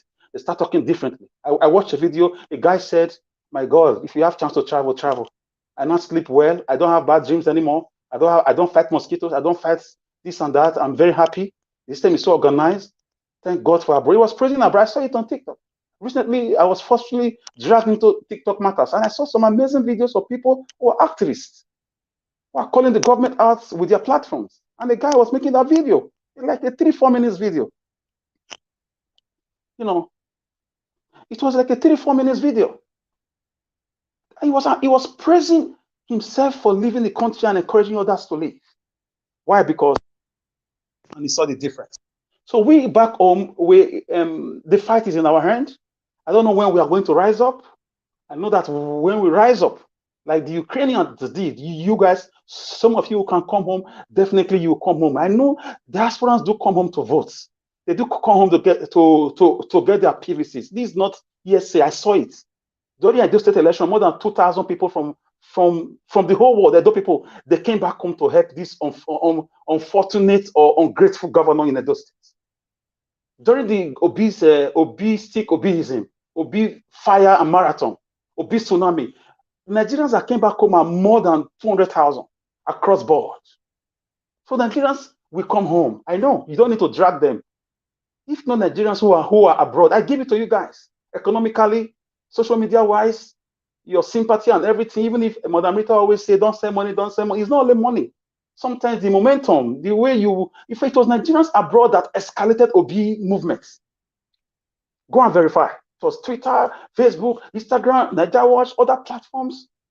They brought the fire to those back home. They started calling for the 1 million march, get your PVC concept and concerts. It's before the comedians now bought into it. It was the Nigerians abroad. You cannot overestimate the powers of diaspora. My dear diasporan people, I know you've been insulted. I know you've been treated as, we have displayed ungratefulness to you people. I know you've been called out. You've been called names. I want you to know that we know and we value your efforts across board. Sometimes the news that breaks out, we don't even hear it back home. You already know it because you have internet 24/7 and you have electricity to charge your phones. So let nobody talk you down. You've done amazing jobs in saving people back home with information, with monies, with motivation, everything. Please never you be discouraged. No matter where you are, no matter the passport of the country you are, you're still an Edo person, you're still Yoruba, you're still an Igbo, you are still a Nigerian. Please don't be discouraged. Should it happen that the much awaited revolution comes, do your bit. Don't let anybody talk you down. Your fatherland is your fatherland. Like Coco then said, he said to Biafrans, defend your land. defend your land. We are winning them. So you must know that your fatherland is your fatherland. When duty calls, please answer. We appreciate you. We value you. History will not be complete without your efforts. Thank you so much. Mr. Najawash, I would like to drop it here, and I want you people to know that Nigeria will not remain like this. I don't know how it's going to happen. I don't know that catalyst, that little sparkle that will bring about the needed change. Because the change obviously is not going to come by a ballot box, according to Mr. Dati. It's going to come in another route. And that route, we are all waiting to see where it's going to start from so we can join. And we are ready. We are waiting for that juju to fall off, that voodoo to fall, because the hunger is biting so hard. It's enough to lit this country ablaze, but it's not happening. We don't know why. It happened in the Bible. In 70 years, a prophecy was given that Israel will be saved. Daniel said, his 70 years has come and is past. I, Daniel, went and sought of the Lord. When will that deliverance come? I had to go in fastings and prayer before it came. So it's a similar situation. It's time, but it's not. It's like the cloud is not gathering, and it ought to be raining. And it's still sunny. Something is wrong. So and such things don't last. With the impunity they've displayed, buying car for 150 million when people are suffering, when there are no hospitals, come on, something's going to happen in Nigeria, and we are waiting, and none of them is going to be spared. Thank you, Nigeria. Thank you. Thank you, Mr. Alex, my brother. Thank you very much for your submission, and thank you for your usual wonderful kind words, on the job we are doing here. I appreciate you. Thank you so much, and thank you for also being a voice to the voiceless. Yes, I appreciate you. Thank you. Thank you very much, everybody. I appreciate you all. Before I come to Madarita, let me quickly pick a call. Thank you very much, madam. Love of God is my strength. Thanks for calling in. Good evening to you. Please talk to us. Good evening, Mr. Nijawash. Thank you, God be with you and your family and everyone now. I just want to say hello to everyone on the panel and on the comment section. Thank you again for us coming here again this Saturday. You're always here, and I just want to say thank you. Thank you. See, Mr. Alex, I love Mr. Alex. I love listening to you. You're a very intelligent man, and I just say I love you.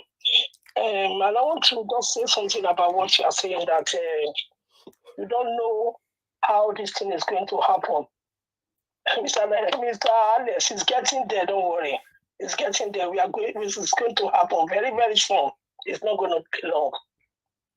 Yeah, I want to speak first of all about our politician in Nigeria. You see, Tulumbu and his ministerial appointees and everyone that he appointed recently, I would say they don't even have a clue of what they are doing. They don't have a clue. I think they came into office expecting that, it's going to be like this. We are going to just treat Nigeria the way we normally treat Nigeria. But I think I will just say one thing. I can see Nigeria. They are trying. Yes, we might not see it, but they are trying because they are suffering. Nigerians are suffering. What Nigerians are going through. A day, there have not been a day that I don't hear. People will call you anyway from Nigeria about hunger. So Nigerians are really suffering. They are going through a lot. So what I would say, something is going to happen, as Mr. Alex said. We are going to see something happen. It is getting to that time. When there's going to be an uprising, you will see things like this. Everybody will be talking. Everybody will be going through one thing. And there's a time, you see this hunger. Hunger is a thing that nobody can hold. When that time comes, uprising will start. Nobody can stop it. Number two, please let us see what happened in Kano yesterday. What happened in Kano yesterday, I have not seen it before in my life. Mr. Nijawash, please, I want to beg you. I know you didn't start. I don't think you didn't talk about it today. No. I'm surprised of what happened in Kano. Somebody that has been with Kwankwaso for how many years? Now the judiciary came in and said he's not a member of that party. And that man was sacked. And look at the celebration that was happening in Kano. Yesterday I told you something. I don't think 2027. Hey, I don't think it can happen. No. These people are taking over everywhere. They are sacking all the Labour Party senators and House of Reps. They are taking them, they are sacking them and putting APC. They want to make Nigeria one party nation. That's what they are doing. They removed this man, and look at the Northerners. They fight for their rights. Look at the way they went silent. Miss Silence is talking about voodoo. Something is happening. Nobody is doing anything. Nobody is fighting. Nobody is saying anything in Nigeria. Everybody is silent. It's as if, they will just come out and talk that they are hungry, and everybody will go and sleep. Something is happening. There's something wrong. Number 3, look at the road you showed us now. If kidnapper does not buy you in Nigeria, armed robber will buy you. If armed robber does not buy someone in Nigeria, they call all this Boko Haram, they will buy somebody. Then the final one that will kill people that will buy somebody in Nigeria is Nigeria road. For example, if somebody will go to Nigeria, that road you might not be person might not be safe. So for us to look at Nigeria, every part of Nigeria, from head to toe, it needs a new everything needs to be from up to ground, through the constitution, everything must be brought back to new. All these things that we are doing, we are playing with ourselves. We are playing with ourselves. We are not ready. The whole place is in jeopardy. Everybody is behaving as if they have the word in their hand. No respect for citizens. There have to be an uprising. If there's no uprising, forget it. I'm not looking forward to 2027. And I mean it. I'm not looking forward to it. Because these people there, with what they are doing and nobody's saying anything, they will do the same thing in 2007. Thank you. Thank you. Thank you, madam. Appreciate you. All right. Yes. What happened in Kano, I'm aware. I'm fully aware, but I don't see, but I'm not surprised. Yeah, I'm not surprised. And if K is not taking Edo State, APC also going to take Edo State. Yes, that's what it looks like. So everybody should be prepared for all this. Mr. Najawash, sorry, did you notice why I was talking just now? I was cut off at some point, right? Yeah. Yeah. It was not a network. It's a strong battle. These people, especially in Edo State, that's APC or PDP, I don't know. They're always targeting us because the thing is hitting them so bad. I was cut off. They were late. They didn't know I was going to end it so fast. So our voice is going far. I don't know what's wrong with them. I hope they will not cut me off again. I face this every day. It happens already today, but I don't like talking about it anymore, not to continue to give them credit. Anyway, let me call on Madarita. Madarita, thank you very much for joining us. Good evening to you. I would like you to talk to us. Thank you. Yeah, good afternoon, Mr. Elvis. My brother Alex, it's good to hear your voice. Mr. Ike, good afternoon as well. And Mommy Diaspora and everybody at home. Happy Saturday. Oh my God, I don't think there's a lot to talk about. I mean, there's a lot that I would have to say. Well, let's see how it goes. For the videos you played, Peter Obi says the criminality must stop. But the question is, yes, I agree with the president. The criminality must stop. However, it's good that he explains to us the consequences by comparing the prices of vehicles and what their expenditure on so-called governance and administration compared to what the nitty-gritty of what they should be spending the money for. It's good that he's actually educating people and teaching people how governance should look like. But however, governance is not government rather is not something that is empty. Government consists of human beings.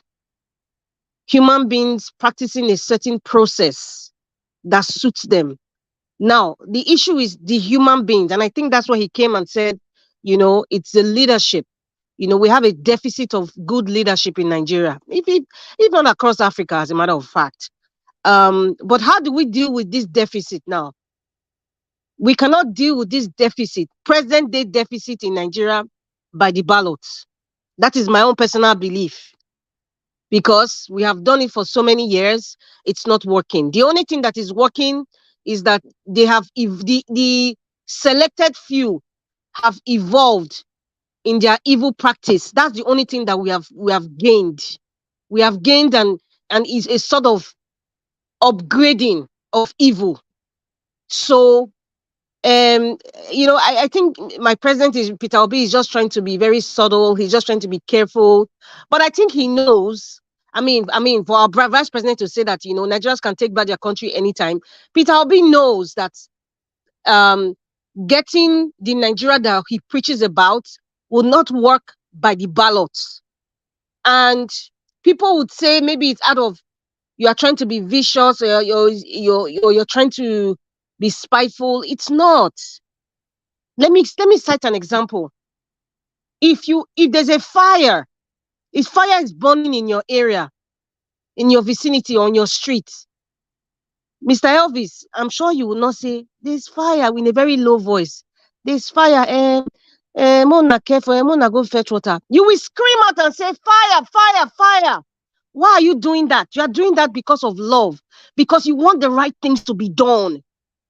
So anybody that is saying, come to the streets, or we need cleaners, you're not saying it because you have hatred in you. You are saying that because of love of nation. Nigerians don't love their nation, or rather, they don't realize how to love their nation. What is going on, my brother Alex was saying, maybe there's some jazz or a scale falling off their eyes. It's like people is hopelessness. Nigerians are in the state of hopelessness, and it is by their own doing, including all of us in diaspora, because we are part and parcel of this nonsense going on. We are enablers as well. I am talking like this out of love. I gave you the analogy of fire, fire. I will not talk to you in a soft voice or in a way that you feel that, oh, maybe I should pet you like a baby. No. Nigeria is in dire straits right now, and there's nothing like being soft pedaling. And that is what our principal, my president, is doing. And I know why he's doing that. And I don't blame him for doing what he's doing. However, we need a radical. We need a radical, but my president will be there in the helms of affairs. But we need a radical to start telling everybody, this is the way it ought to be. This is the only way we can get our nation back. Look at the Enugu road, Enugu Nsukka road. That is pitiful. That is, I had a little tear in my eye when I was watching the video, and I was just saying, you see that road? The likes of Agbados and all those echelons of the society of Nigeria, their children will never understand what it is to be in a pit inside this red soil and start digging with your hands just to clear road for your vehicle to pass, or for even you to they will never understand. They will never pass through it. These so-called leaders are talking, they use a helicopter to go from one point to another. They don't pass through the roads.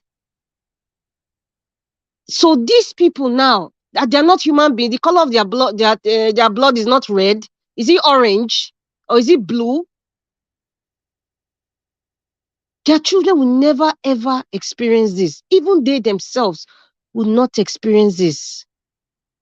So do the people deserve this? Sometimes. Pastor Chris said, sometimes the people deserve who they elect. Sometimes. And he said, because people are wicked. And I would say that for those Easterners that were lamenting and shouting. Me, I'm not even going to even laugh. I'm not even interested if people are shouting, we have suffered. This is Emilokon. This is what they wanted. And the reason why I'm happy that, you are seeing the people from the West, Yoruba people like lamenting and talking about what their experiences are, what they're going through, and I think it's because of the mantra of the kind of tribalism that was preached prior to the election and during the election. What some wicked, not all Yoruba people. Agbado brought out the worst of the Yoruba people. I am not tribal blind, and I will call the name as it is, because we're all here to learn. I'm not calling it out of hate. I am calling it for awareness, for some of you's mind to open. Prior to the election, what was preached? Agbado went around all the Western states. I remember I said so. He was campaigning in Yoruba language. The fact that he was campaigning all around in Yoruba language, he was trying to send a message, I be your brother. That is where he was coming from. And he even still had to come out and say, Emi Lokon, it is my turn. It is our turn. You see, our Lokon, someone that is Yoruba, our turn, meaning it's our Yoruba turn. The ones that were sitting down there are supporting. Out of this tribal mentality they've had over the years, they didn't think that it is not by tribe that you get a leader. It is not by tribe that, that will make life at least easy for us, that will improve the country. It is not by tribe. They don't think that way. They don't. So that's why that woman was saying, he's my brother. He's my brother. I'm not trying to yap, I'm trying to get her accent. He's my brother. I'm voting. And she said it. I'm voting for him because he's my Yoruba brother. Full stop. She was very, very, very honest. However, all these lamentations by Yoruba people coming online every day, that is the reason why I think they're showcasing Yoruba people speaking and complaining. It's not as if other tribes are not complaining. It's because of what went wrong during the campaign and during the election by wicked Yoruba leaders. Some wicked, all the wicked ones and the ignorant ones as well. This is where we are today. This is where we are today. If you go to the north, they're crying for hunger. You go to the eastern part of Nigeria, they're not even crying for hunger now, because there's hunger everywhere. They're crying for infrastructure. One of those 160 million naira vehicle, one, I'm sure, can do a certain level, a kilometer of that bad road. Just take a look at that road. It's like we're animals. Like Nigeria is like animal. There's nothing human anymore. Nobody feels anything. Nobody cares. It's like dog eat dog. It's my own. I don't care how you feel. I don't care about the consequences as long as I am fulfilling my present pleasure. I remember that professor in Nara said, our psyche has been messed up. Let's take it. Our psyche has been messed up by a lot of things. And we cannot change things by the ballot. It's not going to work. Because the people who are disbursing the so-called PVC, the ones who are conducting the so-called election, the ones who are who are managing the logistics, the so-called BVAS, the electronic device they're using, the ones who is dictating or who is going to announce it, the one who is going to judge the matter if we don't agree on the outcome, they're all set of evil people. So that's why I said, to change things by the ballot would not work in Nigeria. I do not expect my president, Peter Obi, to use that word, because if he says so, we all know what's going to happen.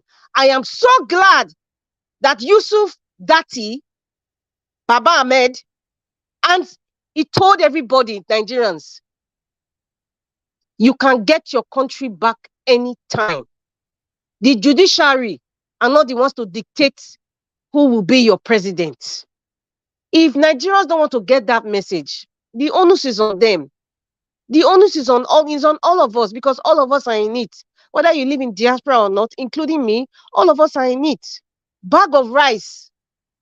Mr. Elvis, you were saying that, that lady wasn't really honest, and you are right. If you notice the story she was talking about, the bag of rice, there's a part where she ended the story and said, oh, the guy said, when you pass, I'll give you the balance 3 pints of rice back. She ended the story there. And then she now made it general by saying we are the problems of ourselves. No. Exactly. She should have extended it to say, I spoke to my brother and said, how did this happen? Because if she's saying we don't know if he's the manufacturer or that's the wholesaler. The so-called brother. She was protecting the so-called brother. Yeah, she was in the beginning. She said we don't know if the manufacturer or we don't know if the wholesaler or the retailer. Nigerians, it is not the manufacturer, it's the retailer. It's not the wholesaler, it's the retailer. The ones in the market that are rebagging this rice, that are taking one uzokpo. I think Bini called that paint uzokpo. One rubber. They are the ones taking it out and creating more bags in the name of business strategy. That is a useless business strategy. And then you still charge people for the same price of a full bag. That's not business, that's wickedness. If you was just put the Mother Rita, sorry, yes, sir. sorry, on this particular one that you're saying, before you continue, let me quickly tally what you're saying up. This is how they removed it. Watch this, guys. How they use rice before they sell them. When they bring up from trailer, you get number, but before they sell them, they reduce them. Come on, like one rubber, complete one rubber of rice, they come up for the rice. Before they go, when they sell them, one more.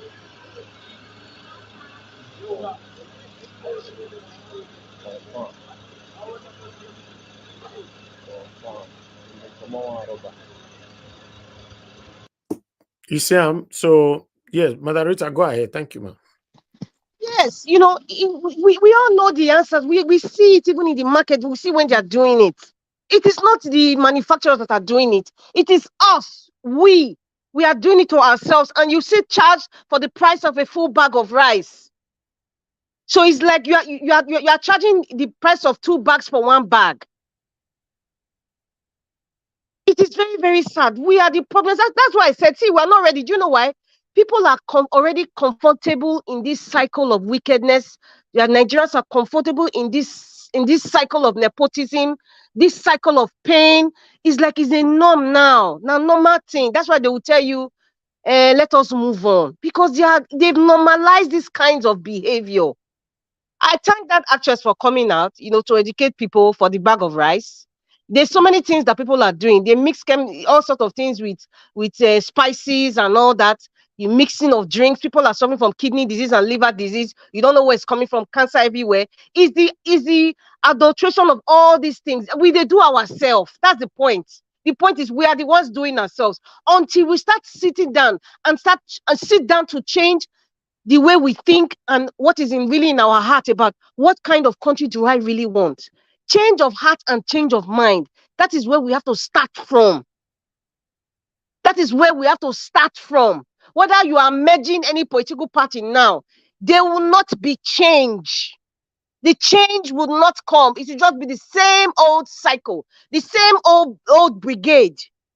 Until we change our mindset and our hearts about the kind of country that we want, we are not going to move forward. Listen, no matter how you paint a house, you paint around your house, outside your house, you paint it a beautiful color. But inside the house is still dirty. But the foundation of that house is shaking. Whether you paint the outside pink or white or orange, the most expensive color out, you paint inside is dead, that house will still be crumbling. That house will be rotting inside. It will get to a point, everything will not crumble down. So all the fine outlook, everybody will say, oh, that's a beautiful house. The house is not, the house is rotten, is dead. So going by yesterday, I really wanted to come to your show about this measure. That is not going to work. Nigeria, until we change our mindset. Dr. CM talked about Lee Kuan Yew of Singapore. I think Singapore has the #1 passport today. Somebody can correct me. One of the greatest nations in the world today, because you had a leader that understood that, you know what, my country needs to change. We cannot be called third world anymore. We need to do what we gotta do. However, we need serious people that nothing will shake them, that really, really wants to have this ideology of greatness for the nation. We are not there yet. That is why we are in this vicious cycle. It's like a bicycle. It keeps turning year in, year out. Anytime we have an election, the constitution becomes alive again. It's a cycle every 4 years. is a cycle. The so-called National Assembly, all of them, the same cycle, the same purchase of vehicle. Nigeria, what? The same cycle like I talk about, the same cycle. We're in a vicious cycle. That's the only way Nigeria can change. Oh.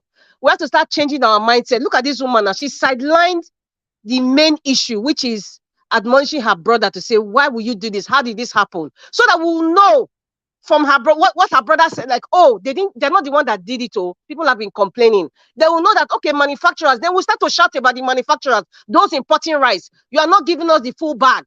Then if it's the one doing it, we'll start shouting, because we know that it's not the manufacturer that did it. We'll start shouting to these retailers, stop shortchanging your people, stop doing it, stop doing it. Even if you want to take 3 pints away, reduce the price, let it be of the same value. Don't sell a bag of rice 60,000 naira and then you are taking 30,000 naira out. What's the meaning of that? You are cheating yourself. You think you are not making any money. You are cheating yourself. So people, if you are doing it, if you have a brother that has a store or a mother that has a store, tell them, Iye, stop doing it. Brother, stop doing it. It is bad. It is bad. As they've been doing it for years, are they rich? Are they as rich as Dangote? So they should stop it. And then you go to church now, you start to pray, oh, single, praise the Lord. And you are doing that kind of thing. You are cheating. What's the difference between you and the Pharisees in the Bible? Stop doing it. That's the message. Stop doing it. If you are shortchanging people, shortchanging the bag of rice, stop doing it. Stop doing it. Madam Oga, stop doing it. That's what I'm here to tell you. Stop doing it. Tell your brother and sister they should stop doing it. It is bad. And then the Reverend Father Francis that was speaking, God bless that man.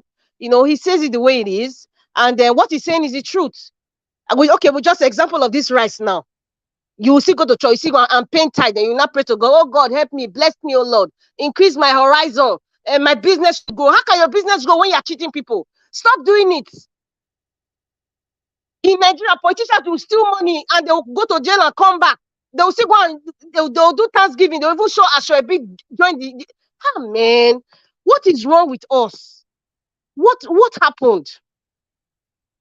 It's PTSD is not the kind of trauma that we Nigerians have gone through and are still going through. Is a kind of very unique trauma. Because if a child is raised to just see cheating, bad roads, fighting, and PVC collection, and they are changing rules in between, in the middle of the game, if someone is just used to doing that, that is trauma. People are buying because of election. And you are 2023, from 1999 to 2023. That's all an average adult now has seen all their lives. That's trauma. So when they come abroad, a lot of them cannot really fit in. Because the system is different. Some of them have gone and raped one girl, or they are fighting in a club, or this one is stabbing, because where they are coming from is vicious. It's a trauma. So it takes a while before they can now adjust to this diaspora way of life. It takes a while. It's hard. Even driving, Mr. Elvis, I've seen it. Even driving, everybody knows that. Okay, you see, everybody drives on a lane.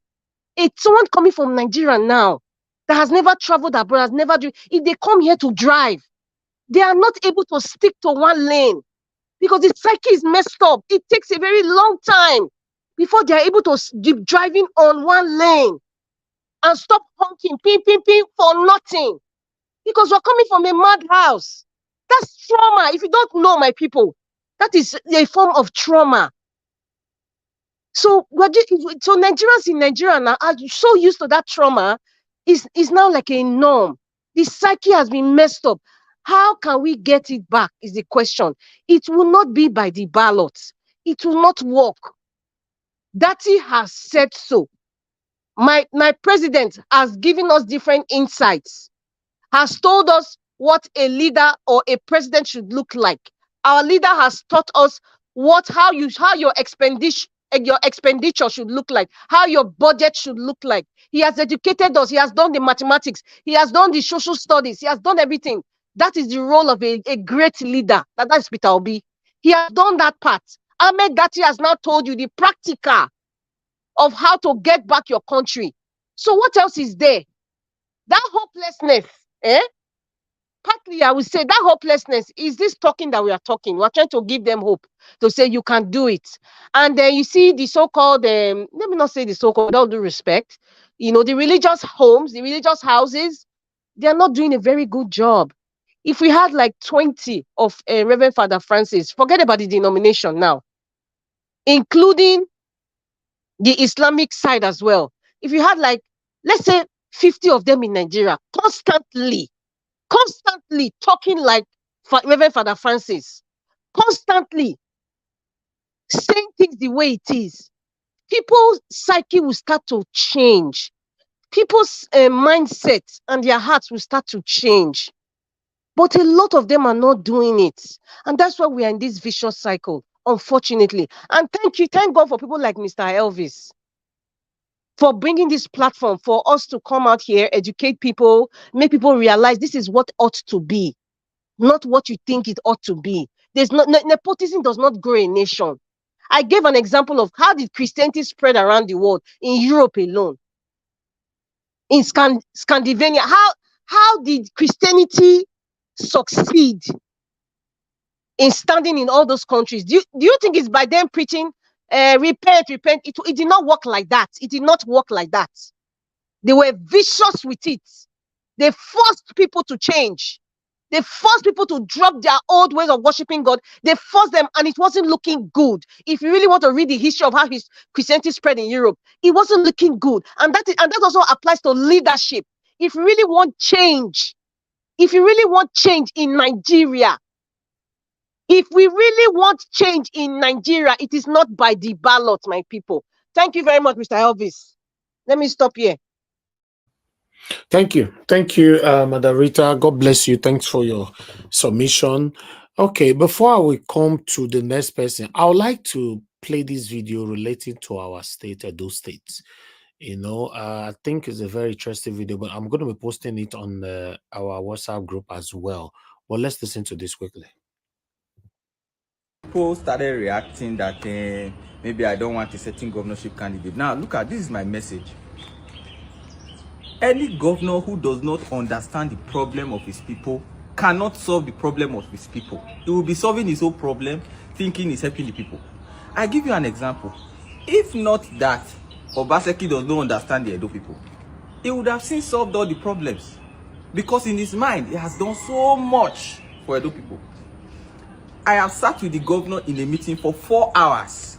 By the time he finished explaining to us in that room what he has done for Edo, you will think he's the best thing to Edo State after jollof rice. But when you step out and you go to Selu Market, you go to Oba Market, you go to Olia Market, you go to Spare Parts Market, the story is different. And this is what I am saying when I say a proper homeboy will be the next governor of Edo State. Does Governor Obaseki know where it's called Okokugbo in Benin? Does Governor Obaseki know where it's called Iyekorionwo? Does he know where it's called Lankpese? Does he know where it's called Ido? How will he understand the problem of these places if you don't even know the places? Because he has spent most of his life outside the state. He does not know that a small clinic in Lankpese is better than an health hub.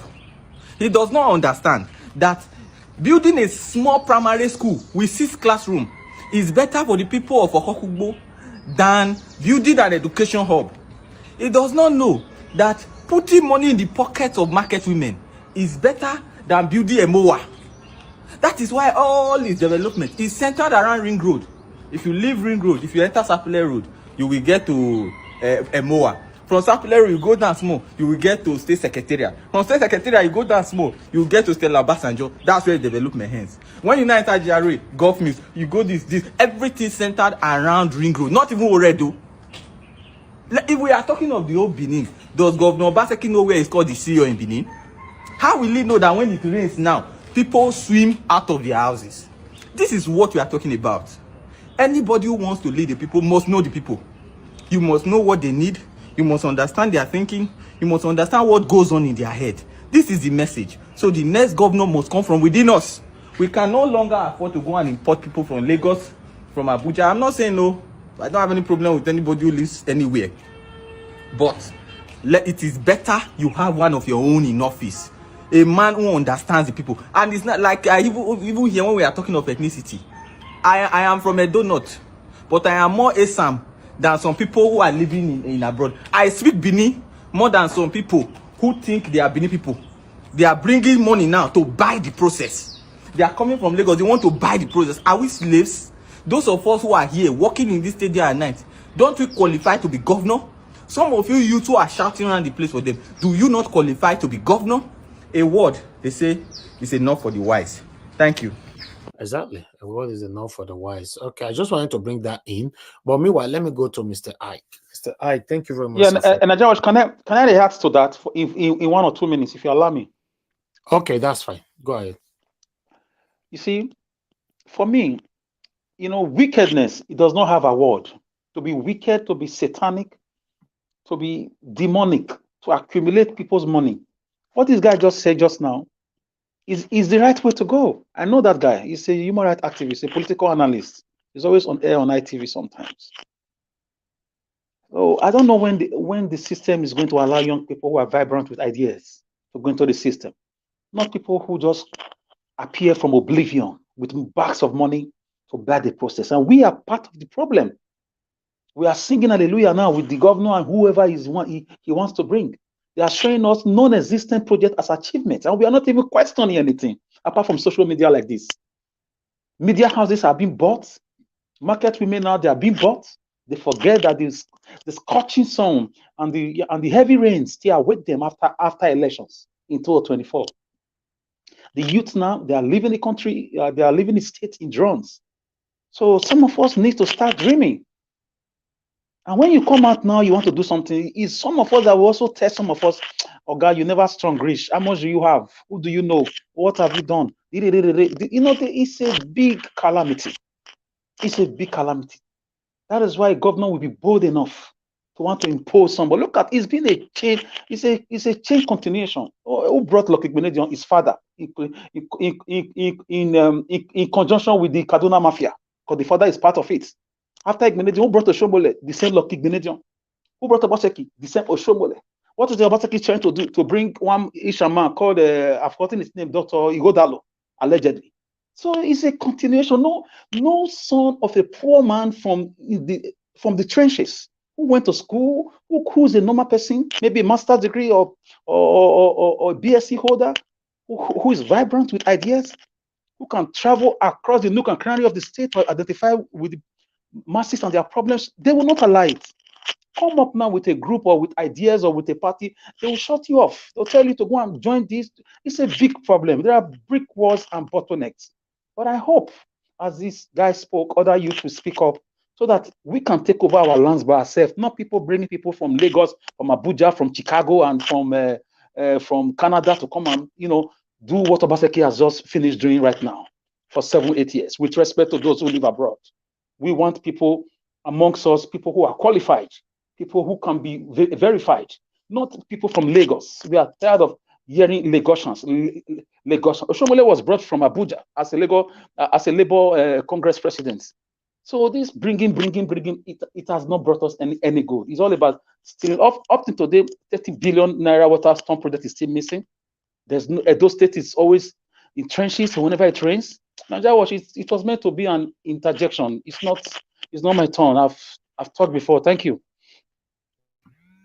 Thank you. Thank you very much, Mr. Alex. Let me take some calls before Mr. Alex and before Mr. Ike. Thank you, Madam Origin, for calling in. Good evening to you, ma. Please talk to us. Madam Origin, are you there? Hello. Oh, yes, I am. Hello, my people. We are here. I'm just calling to mark present because to me it's almost becoming important to me that I mark present to say we are here. So I greet you, Mr. Niger Watch. God bless you. God bless you. God bless you. Your resilience is what is keeping me. Personally, I am like a diehard. I don't know. I don't believe in giving up. So just know that there is one woman that is going to be here with you all the way. Thank you so much. So thank you for your energy, your consistency. You are the one holding the candle lights, and with it, Nigeria will see their way out of the tunnel. And Mr. P.O., our able leader, and Dr. Dati, they are there in their own, doing their own thing. So all of us, we will continue to push until we get Nigeria out of this tunnel, this quagmire. I will still say my own. My own is the same thing to my young ones, to the youth of this country. I keep saying it, please don't be like your current elders. There used to be elders when I was growing up. Their yes is their yes, their no is their no. But we lost them. They trained these evil elders that are here now, that have taken everything for granted. There was a time I used to call them boogeyman phagocyte kleptomaniacs. I still have that, and it is still their name until they change. Either they push themselves off the cliff or they surrender to the youth. So because we have had, there is so much nomenclature, there are three words that have, kind of stood out in all this. The messed up psychic, the vicious cycle that we are in. I mean, it looked like, how did we get here? We got here with a messed up psychic because these current elders, they brainwashed us, they used reverse psychology, they used everything that they were calling us is what they are. They try to gaslight. Can you imagine example? Just recent. This past president, Goodluck Jonathan, that man, before I used to respect him, but now he just enlisted himself in the list, whoever that is making a list of the ones that we will remember that they were the wicked ones. That man has just identified himself, knowing fully well that they are the ones, him and his cronies, the gang of politicians were the ones that paid this. They are the ones that have created this wicked poverty, taking everything from the people. Our religious leaders, they took our spirituality from us. You now see people, before they pray, they think about their Papa G.O. Is that not an idol worshiping? They made themselves look so important when they were so empty, doing all kinds of evil to brainwash the younger generation. The politicians took off all the inheritance. How can is that not insanity? Is it not insanity? How does it come to their brain that one man is taking home 30 million naira every month? This is just a base. It also includes the ones they are stealing. 150 million naira car. If that is not insanity, what else is insanity? Yet they have the audacity to look at the people that have the Nigerian people will go and vote. They vote again. They are beaten. Look at that man being dragged out. What kind of people are these? So, Mr. Niger Watch, I please tell you, continue to do what you're doing. Now it's also obvious. It's also obvious that the media have been one of the worst. Because everything, when they do their razzle, double, the more you look, the less you see. They give it to the media, they will now come and brainwash the Nigerians. We are going to come out of this. We are waiting for that one man. You see, that man with righteous indignation. We have our leader. We have Mr. P.O. He has proven himself. The world has had him. So we are waiting. That man, once he shows up, that man with righteous indignation, when he shows up, you will see that Nigerians, they are these people that have razzled America. I was there sitting the day Fox News was talking about Nigerians. I couldn't be more proud of myself. I say, yes, these are people that could have been perished in that country called Nigeria.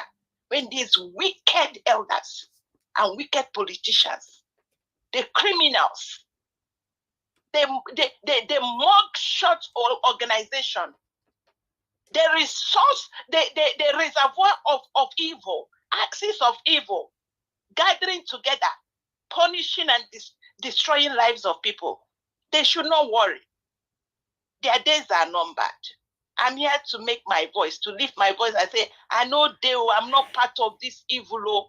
God, hear my voice, so do something. Oh. I will keep screaming in the night, in the morning. However, if I like, I sleep 4 hours, I don't get, but I must keep. There was this woman in the Bible I like so much. The Bible says, even to the wicked king, he said, this woman is disturbing me too much. You see, all of us here, we keep disturbing God, keep screaming, keep telling the world what we are seeing, that this is not us, so this is just these wicked leaders. They use reverse psychology. We thought it was us. It's not us. We've done everything that needs to be done, and they think they're going to be there forever. It's not going to happen. God bless you, Mr. Niger Watch. I bless you with all my heart. Thank you. God continue to strengthen you. What you are doing, you are an example, you are an indictment to all of them. That there is a man that loves his country enough, loves humanity enough, that is able to come out every day to hold up the voice, be a voice to the people. God will remember you. Humanity will remember you. Your name is written in gold and in stone. It will not be cleaned. Amen. God bless you. And God bless everyone. Thank you so much, ma. Thank you. I appreciate you. Thank you. All right. Finally, we are back to Mr. Ike. Mr. Ike, thank you so much for your patience. I appreciate you. Good evening to you. Please talk to us. Good evening, my brother Elvis, and blessings to my fellow panelists, Sister Rita, and all my brothers and sisters that are there. God bless you all, and a happy Saturday to everybody. Yes, my brother, I have to start by saying Edo State will never go to APC in Jesus' name, because that was the first thing I heard you said, maybe. There is nothing like maybe, because Edo State is the birth of obedient movement. So I don't see any political party that is going to take Edo State, my brother. So I've never even given that a thought for one second. Doesn't matter what they have been doing everywhere. It cannot happen in Edo State. Because I know that my brothers and sisters in Edo State know they carry last. And this time around, we are not going to carry last. So that one, I mark it good for the obedience. Doesn't matter what they do in Edo State, right? Edo people are not like other states where they do many things and get away. The people are sharp, their eyes are wide open, and they do what they want, and they decide what is good for the state. Even though sometimes it might not be what it is, like you used to say how you supported the present governor, but at the end of the day, it become a disappointment. But this is what Nigerian politics is all about, transactional politics, because somebody made him to become governor, and he is always answerable to the people who made them to be governors. So, but I think that we are going to have a new birth in Edo State by the grace of God. And the only thing I'm saying, the young brother who just spoke, he showed now in Edo State, I think that is a very powerful message to the obedience in Edo State, to make sure that everybody is involved. Sometimes when I'm here, I've been crying about everybody to get involved, to the local government level, to the ward level, to the state level, to the local government level, get registered in a political party, get registered with Labour Party, get involved. Because like the brother said, with all the people who suffered for this movement, we are not going to import anybody from anywhere in Edo State. We need the people who know the people. We need the people who know the areas where the young man was calling. You can't bring somebody who doesn't know where those places are to be governor. What is he only going to do with fire? The people that are bringing fire into him or her are bringing fire for their own selfish interest. So I think we all should agree that the Edo is for the obedient. All right, that is by the way.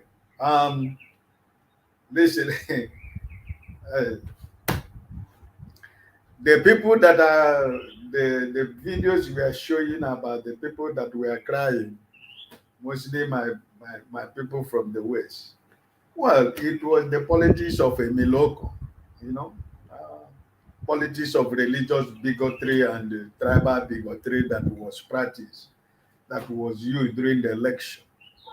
Like Sister Rita said, this election brought out the most kind of I can't understand the kind of Yoruba people that were raised during this election cycle. But I think that they're reaping the fruit of whatever they sow. It is a miloko. And they're crying, like our principal has been saying from day one. You can never buy bread cheaper than anywhere. We buy the same bread. We go to the same filling station to buy.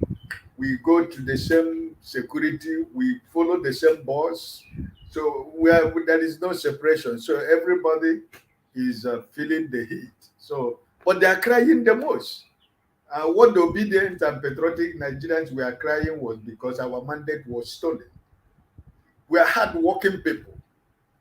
Look at the obedience and the patriotic Nigerians, even though the country is not working. But we are not complaining too much. We are not crying. We are working. You know, we have hope. But you can see that cry of those videos he have been showing. You can see those cry. You can see the physical look of those people that are crying. You can see the emotional state. You know, they have lost hope because they believe in a Miloko. Where are we today? Now, statistic we go chop. That is what we are eating now. That's Jesus Christ. That's what we are eating now, my brother. Na statistic we go chop. Now you with the chop now. Na statistic with the chop. We cannot swallow the statistics. We cannot vomit the statistics. It's in our mouth, in our throat. We cannot know what to do with the statistics. That's it. That's where we are today, my brother. Now, statistics we go chop. Now with the chop us. Now with the chop, oh, my brothers and sisters for Nigeria. Now that thing with the chop now. And nobody's going to run away from that statistic. Now with the chop, oh. Because it's not only me they suffer the statistics. Now everybody. But they suffer with hope, right? And they suffer with confidence. Because I know who I am. I am not waiting for the government to do anything for me. And I know that even in the midst of nothing, God will always bless his people. So those who has placed their life hoping that Emiloko will be the solution to their problem, you can cry for. I have no sympathy for anybody. I do not have one single sympathy for anybody.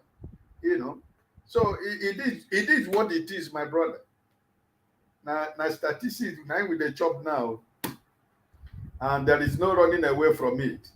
About the sister with the rice seller, you know, I mean, no Nigeria, every Nigerian know this is what people who sell rice and gari and beans. This is their business. It's something that all of us know what they do. You know, it's not from the manufacturers, but in the retailers that are selling this. Brother Elvis, you see, this is the problem.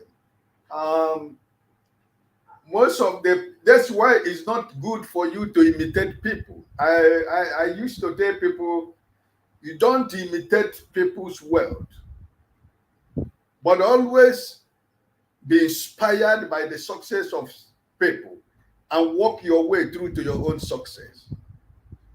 You see, most Nigerians today, they want to answer chief. They want to answer, they want to answer big names.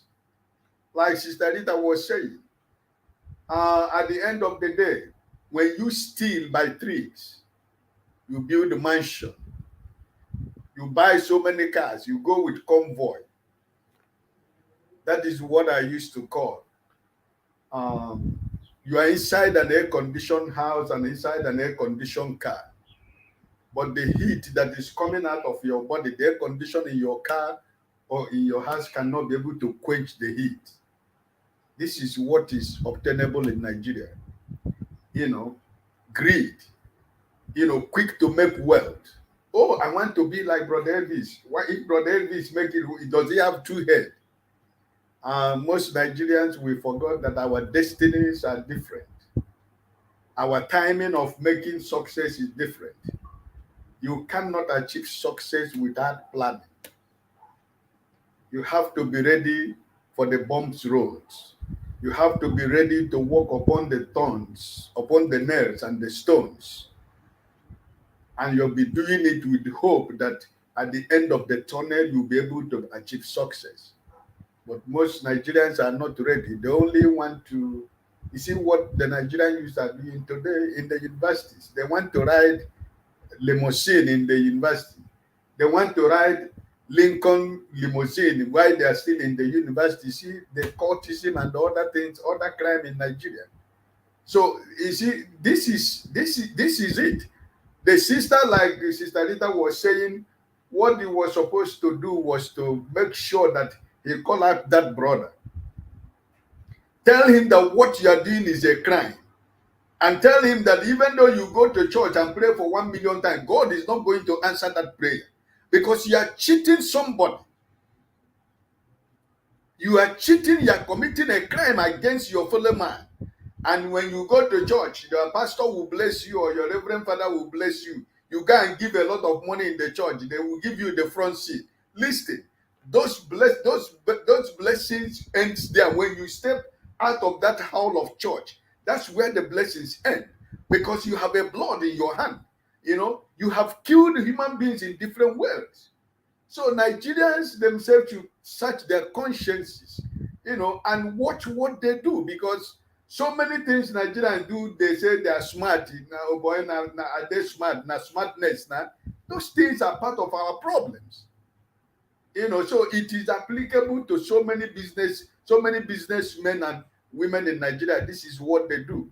So I think that they should stop doing this because it's not good. You are equally killing somebody. You're equally stealing from somebody who genuinely and honestly come to you to patronize your business. You can imagine, you know, from 12 modules to 9, you know, this is what this is the country, you know, it's a problem, my brother. Listen, it's a problem, but we will continue to call ourselves out, like you always say. These people who are doing all these things, they are from our families, they are from our villages, they are from our towns. They were our schoolmates, they were our business partners, they were together, we were together in the university, we live in the same street before they moved to another street. These people are not spirit, you know, they are neighbors, they are colleagues. So, you know, we can always try to, you know, do the little that we can. When we see something like this, condemn it without looking if it is your father, if it is your brother, if it is your friend, if it is your sister. Call it what it is, because that's the only way that the society can change. You know, so it is bad. For those people that are doing this, they should stop doing this because it is completely wrong. And about the road that you see, my brother, you see, this is it. You have the governors of Enugu State and Ebonyi State for so many years. Umahi now is the Minister of Works, right? When he was the governor of Ebonyi State, what did he do? Even though it's a federal road, what did those two states that linked that to Port Harcourt, what cry did they cry? What effort did they make? What position? What did they use their personality to do that road is like? Look at it. This is death trap. Tell me, you, Brother Elvis, you go to Nigeria and you say you have a friend in Enugu and you want to visit your friend in Enugu and you are driving your car and you find yourself in a place like this. Will you even imagine, for example, you have your friend who is a British. Will you even imagine that there's a place like this you can find in Nigeria? When that person knows the kind of millions and millions and millions of Nigerian money that is being siphoned outside Nigeria. What did they do? Because like Sister Rita said, when they want to go home, they go with flight or they go with helicopter. and their convoy will park in a place where the road is good, and they will do an ice ride to this kind of a place. This look at this. These trailers here, some of them will stay here for 3 months. Some people who are traveling will stay here for 1 week. You know, so this is the country we have found ourselves in Nigeria. In the present day Nigeria, you can see a federal road like this that link from one state to another state. That's Nigeria for you. That's the picture for you. You know, so it is sad. It is sad unless Nigerians do something. Unless Nigerians have to do something. I don't know where this is going to lead to. I'm telling you honestly. Because every day we come here to talk about Nigeria, I don't see how they are making a move to say that, listen, enough is enough. At the end of the day, it will end up into a beer parlor talk. That is not what it's supposed to be. Look at the greatest opportunity that Nigerians have with this Nigerian Labour Congress strike. It was a golden opportunity that God has given Nigeria to put this country into a standstill. Because God gave them an instrument. Nigerian Labour Congress is supposed to be one of the biggest organizations in Africa and in the world. And the president of that organization was treated like a common criminal. What else do you need to grant that country into a halt? What instrument again do you think you need to do the needful? Rather, after almost, I don't know if it's up to 48 hours, the National Security Director come and tell you they have arrested 2 people, and you call off the strike. Who are the people? Was it only 2 people that were involved? What of the policemen? What of the armies? What of the tiger station in the government house in Owerri? What of the police, the security men that Hope Uzodinma is using to terrorize Imo State? What of the people that were involved? How could Nigerian Labour Congress have a call of this strike? This is opportunity that they will say everybody that is involved in this crime must bring them to book, from police to army to Uzodinma to anybody that is involved before they can call off the strike. But look at it. Under 48 hours, they arrested 2 people. Who are the 2 people? Who knows who the 2 people is? They go to the prison and take 2 criminals and present them as the 2 people that were the people that were beating the president of Nigerian Labour Congress. And this is what it is. Which kind of a golden opportunity do we have last week? That even as we are talking now, this strike is supposed to be on. But this is it. They have compromised every situation. They have compromised every system. They have compromised every legitimate institution in Nigeria, that they are powerless, that they cannot do anything anymore. They have sabotaged every system, even though there are people who want to stand on their ground, but because of the sabotage, they cannot do anything. So this is what it is. You know? So it is sad, my brother. It is sad. You know, my principle, the video you played, listen, my friend, listen, that video is powerful. It's powerful. You hear the former president of Malawi on that day, that the picture he sent, took with our principle, put on his Twitter handle is causing, it's going like a wildfire in Malawi. This is to tell you, it is the hand of God. This man is God sent. How did Nigeria miss this? How did Africa miss this man? How did Nigeria miss this man? I don't know. Even though up to today, he is still giving this government expo. He is still giving them ideas of what to do, but they don't know what to do. They're confused. You can imagine the insult of what Saudi Arabia did. When the man in Ashraf was still in Saudi Arabia, they have to, people they gave visa, they have to say, no, you are not coming. Up till now, the Saudi ambassador in Nigeria has not been called to question to say this is a political insult. But this is it. We have a clueless government. We don't even have an administration. We don't even have a government. You know, the NIC director now is the chief spokesperson of the government. He will tell us that there is no, the country is financially bankrupt. Are you the Minister of Finance? Are you the Minister of Economic Planning? Where are the Minister of the people in the economic sector? Are you the Governor of Central Bank? Which job do your work as security advisor and the economy? What job do they have to do together? Because that's what I don't understand. You know? So, my brother, Nigerians has to do something.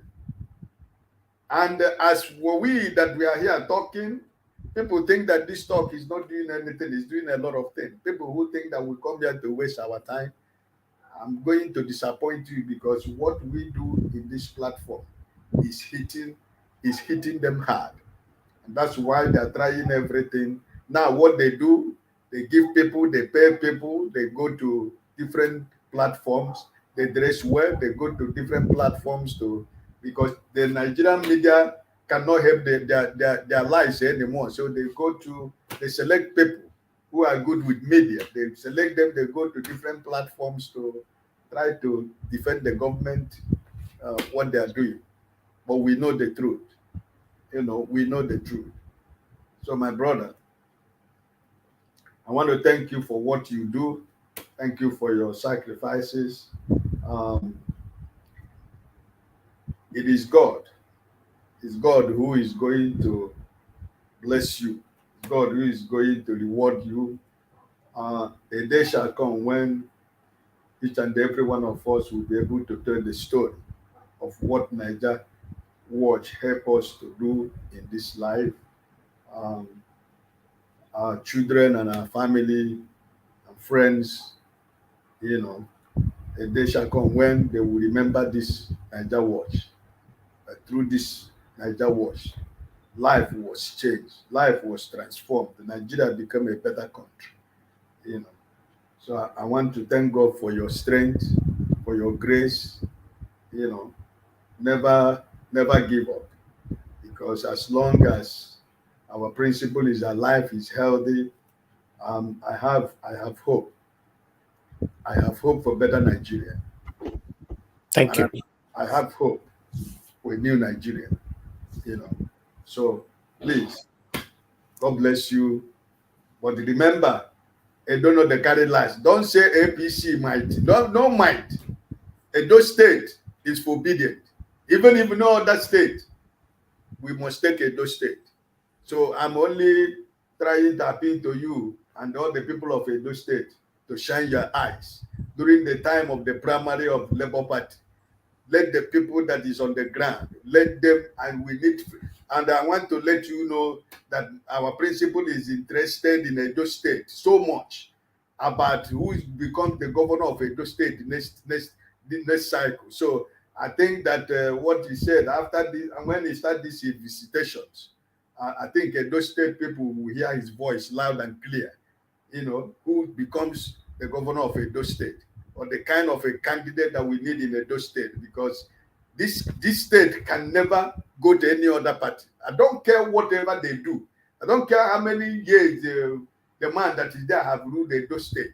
Edo State must go to obedience. Thank you, my brother.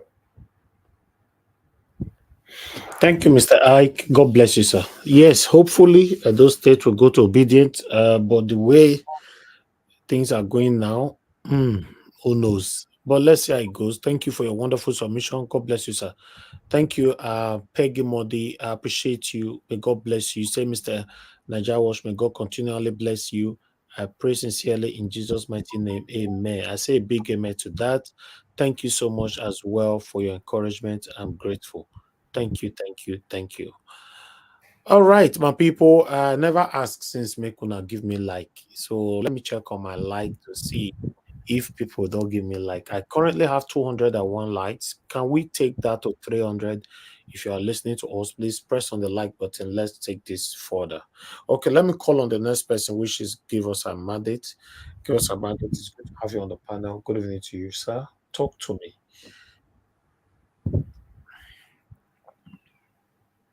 Okay, you are not there right now. Give us a mandate. I'll go to Madam Ame Bright. Good evening to you, ma. Thank you very much for joining us. Please talk to us.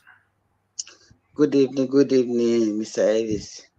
And good evening to every member that's in panelist section there, people in comment section, people listening. Good evening to everybody. Mostly mommy diaspora. I say good evening. I thank you all. I say thank you, brother Elvis, that you are there for us. I continue to say God will strengthen you. Also, mommy diaspora, for being there for us day and night, whether sun or rain, even if we are tired, you are there for us. I still say thank you. As I have said, corruption has eaten so deep into Nigerians, we all. Let me not cut myself out of it because I'm also in Nigeria. No matter what, whether I have other citizens or not, I'm a born Nigerian. I have to say, the way the corruption has eaten into us, I'm afraid. I'm afraid how we are going to do this. My brother Mike was saying that Edo State should be for obedience. I will be very happy if it remains so. But Tinubu is struggling to have Edo State for himself. And I hope that we are able to stand and maintain it because nobody forced those people to be obedience or so. It just came just like that. Through starting from the time of Obaseki. We fought for Obaseki, that is in position, and see the disgrace he's giving to himself and not to the Edos. And I hope we remain obedient because we'll be proud to remain obedient and truthful to face the fact.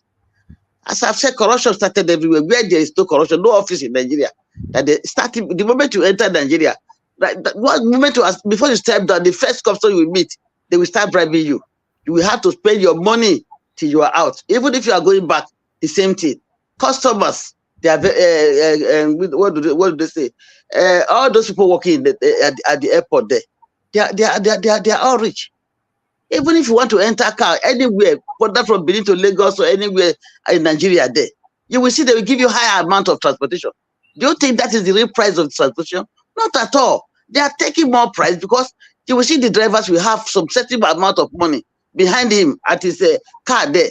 But whenever they know the road, they know who they bribe. The moment they are going, they just stretch their hand, they say, Oga, Pasha. They are Pasha. So the bribe is everywhere. Anywhere you go, carry car to Nigeria. You will see before you carry your car, you are only carrying cash.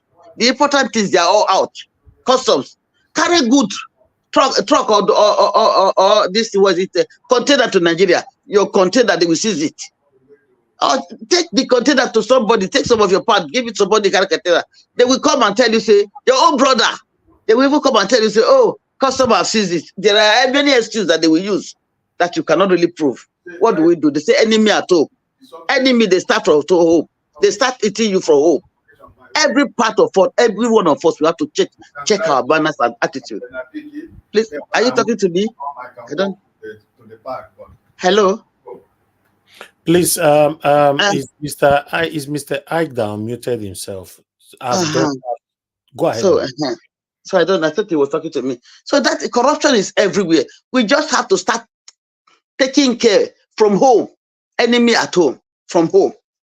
So I think that what Mr. Elvis showed now about Abasha, the money Abasha have lost, how many years? Could you imagine such amount, just one of it? Can you just imagine what that one can do in Nigeria when we come to infrastructures or to maternity or hospital or schools? Just one person. No. I don't know the kind of money they will take. If you just, they will loot. If you just listen, you will just be having headaches. Because the money is there, even if they want to loot, they will take enough amount, the remaining will still be enough to make that place great. But they are never satisfied. They never have end in looting. And those money, they will just take it, keep it somewhere, they will even forget some there. That is, I don't know the kind of greediness, the kind of heart, the kind of human being that we are. Look at the road, Enugu Express Road. Is that not the dead zone? And the government is running that Enugu State. The such government they will go and buy 1.6 million car. Are the car going to fly?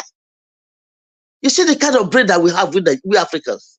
I don't know. We are created. God just blessed us, but we don't continue to be bad to ourselves. Look at the woman shouting about Yoruba women. Is this Yoruba that are now starting crying? not a miracle again. They are the ones starting crying. I think they want to vote for Yoruba. Say Yoruba now. It has not started. It's just beginning. Me, I don't know how far I could even be able to bear one day in this terrible Nigeria. What I'm just waiting for, they said on the 20th. I'm just waiting. If everybody will really come out to push these people away, push them out of there, because one day spent with there is with pains. With pains, one would never go home and have rest of mind. People want to travel this year, they couldn't travel, hoping to say, waiting that maybe Obi will win, then everybody will rush home. But everybody is now staying back. You can't go home again. Waiting to the next year. For Tinubu to stay there up to 4 years, 4 or 8 years, how can we survive this?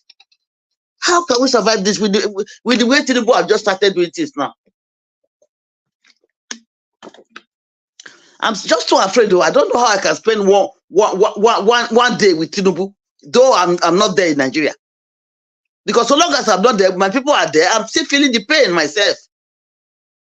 I even feel pain more than them at home. I don't know what we can do. If there's anything we can do, please. That pastor spoke. He has said it all. Because these governors, president, people in the House of Representatives, all of them, they are the people that are buying people. Once they give you money to do road, you go and do one pagolo there and keep the rest in your pocket. They give you money to go and do any other thing, you put it in your pocket. So anything that happens, it is their head. They are the people that are buying people. It's a very pure, if every pastor can talk like that, I will be very, very happy. Even women pastors, they are even worse these days. The way women pastors will preach and manipulate is even almost the same thing with the men, if not more. How are we going to change these narratives, all these things that is going on? Mostly starting from our home. Come to Europe, you will see your brother will eat you because they want to go and build mansion, because they want to be richer than the other one. They will be eating you. Give them money, they will use one excuse. So they stealing the Nigeria when I was home. So they will give one excuse, and you cannot find out. So we are really the one killing ourselves, dying ourselves. I don't know what to do, Mr. Elvis. I've been unable to come in since yesterday with one thing because of one thing or the other. But I want to tell you, I'm still behind you. I'm here. Whether I'm early or late, I will still be able to come in here. So it's not easy for me. We are with you, and I thank you for what you are doing. And please, so long as we are just managing to continue, let us continue. What can we do? Let us hope. Because I don't know how to think about the next 4 or 8 years about this man. I don't even want to hear it. Very painful. I'm sorry, that is all I will say because I don't know again. Thank you. Thank you, ma. Yeah. Thank you very much for your submission. God bless you, ma. Thank you. Okay, let me call on Amashola. Amashola, it's good to have you here with us, sir. Mr. Elvis. Talk to us. Thank you. Today video not die. Today video not die. This is the wickedness of Nigerian politicians. See, when I just open my laptop, see this picture, I look at Nigeria this one day. Is it on a road? Or is it Enugu? Nigerian politicians, I cannot see the reason why you want Jeep. That means you know the roads are this bad. Of course, it's only a Jeep that will pass here. Looking at it, me driving maybe a small car, how on earth will a Corolla pass here? If this is the only road to somebody's village, I only wish I can have a device that can play this live in your Senate house without you knowing where it came from, and see if you will be crying, if it's on wickedness. I will see a road like this in my state. I am a commissioner. I am a civil servant. The pastor that I spoke earlier, I've always liked that man. He's one of those pastors that says the truth. And Mr. Elvis, please, any other video of that man, be bringing it. Because he nailed everything. He nailed everything. The demons that we're fighting for against is our politicians, our senators, our civil servants. The demons are everywhere in government. Everywhere in government. See the other woman with a bag of rice. I'm not, that story to me is not a new thing because I've always seen that. I've seen where you buy bag, you buy original rice from abroad, and you're bagging it. This is somebody that sells rice. You're bagging it in a separate bag, and you're reducing the number of rice that is there. This woman won't come out today if not that the hardship, it don't they touch her badly. They beat them, don't they feel them. The rich men in Nigeria are feeling it now. It's only that they can't come and talk. And the people that have been begging them, I don't think they can even go to their house. They can't go to their house. Christmas is coming. They cry, they go full bucket too. And people have refused to go outside. When I come outside, they stop this government, make the government pack up. Una say no, na they ask. Una they go those pastors where they say, it is well, it is well. Why is it well when you have not eaten? It is well. You are going to church. You go to church from morning from 8 o'clock. You'll be there till 12. It is well. God will do it. God will do it. God has bought Peter Obi. All of you can stay. You are inside the house. You're not protesting against these demons. It is well. I don't know how to. If I can curse pastor, I'll curse them because they're the problem for Nigeria. See the one saying the truth. When last have you, Nigerians? When last have you got to the church and the pastor says the truth to you? If not deceiving you, it is well. I've watched a video on the internet recently. Is it Pastor Adeboye reading pastor? Very annoying. That you prayed God hold summer, hold the winter for you. Who are you? See, a pastor. If you can hold summer, come out, tell these people to leave the government now. Pray and let them disappear. Pray and go to the mountain and say, yes, so God, let Tinubu resign by himself. If you all pastors are listening to me on this, let me even show my face. If you all pastors are listening to me and you know you can pray that God should make this guy resign. That's the highest you can ever do for Nigerians. Pray that God should make this man resign. There won't be in any fight. Since people don't want trouble, you don't want anarchy, go to your mountain and pray. Let him wake up one day and say, I'm resigning. Then we'll know you are working. And stop deceiving Nigerians. You are the problems. Nigerians are not going outside because you deceive them. It is well. Go abroad. They don't go to church. Who does not go to church? If you go to work, you get your money. You don't need to tell me to come and pray for you to God to do it. God has done everything for us. God has done everything we need. It is for you to work and earn money. If there's work in Nigeria, people are busy. You will not see anybody in your church. You are the problems we have. If youth, young boys have work to do, women have work to do, your church will not be full on Sunday because they don't need you to come and pray for them to know that they will make money. So stop deceiving Nigerians. You are one of our biggest problems, imam and pastors. Say the truth. Because you all know, you in your mind as a pastor, you know Obi won the election. You know the election was rigged, and you cannot open your mouth and say the truth. Adeboye, all of these big pastors, if you open your mouth and say the truth, will they come and arrest you? Let them arrest all the pastors, and then we'll see what happens. If you know you have the mind of the people, if you're not just wicked and selfish. You're all wicked and selfish. Politicians, you see all these kind of cars, they are buying car. They're not complaining that there's no money in Nigeria. Nigeria is not broke. Nigeria is not broke. When it comes to taking care of Nigeria, that's when they remember that we are broke. But when it's time to take care of themselves, they can borrow money and buy and distribute amongst themselves. But when it comes to doing something for Nigeria, they are now bringing one man that does not know his left and right to come and tell us that Nigeria is broke. Nigeria is not broke, because if you know Nigeria is broke, why did you go for the presidency? If you know we were broke, why did you go? The man that knows what to do, you refused him. You refused a man that knows what to do. You have been there for many months. Nothing is happening. That man that is complaining, he's been using tap. You will tap and tap for 4 years. Because when we were saying don't vote for tribe, vote for competency, you were all voting for an old man that does not have any idea. You look at people ruling Nigeria, they are from 60 years old above. Their mates in abroad, they are enjoying themselves. The one that cannot enjoy himself, government is taking care of them. You are not old people tormenting young youths. all the good brains we have in Nigeria, they have left the country all because of you people. Destiny killers. We think Nigerians are happy traveling. You think Nigerians are like happy traveling, being the cold, going to work. They want to stay in their country, but because of these old people, you will not let us be. Now, lie. It is money. Money somebody has stolen since 1998. And when did this steal that money again? And Mr. Ivis showed us just now. See the money somebody has stolen. One person, just one person has stolen money. One person. We are not talking about the people that are under him.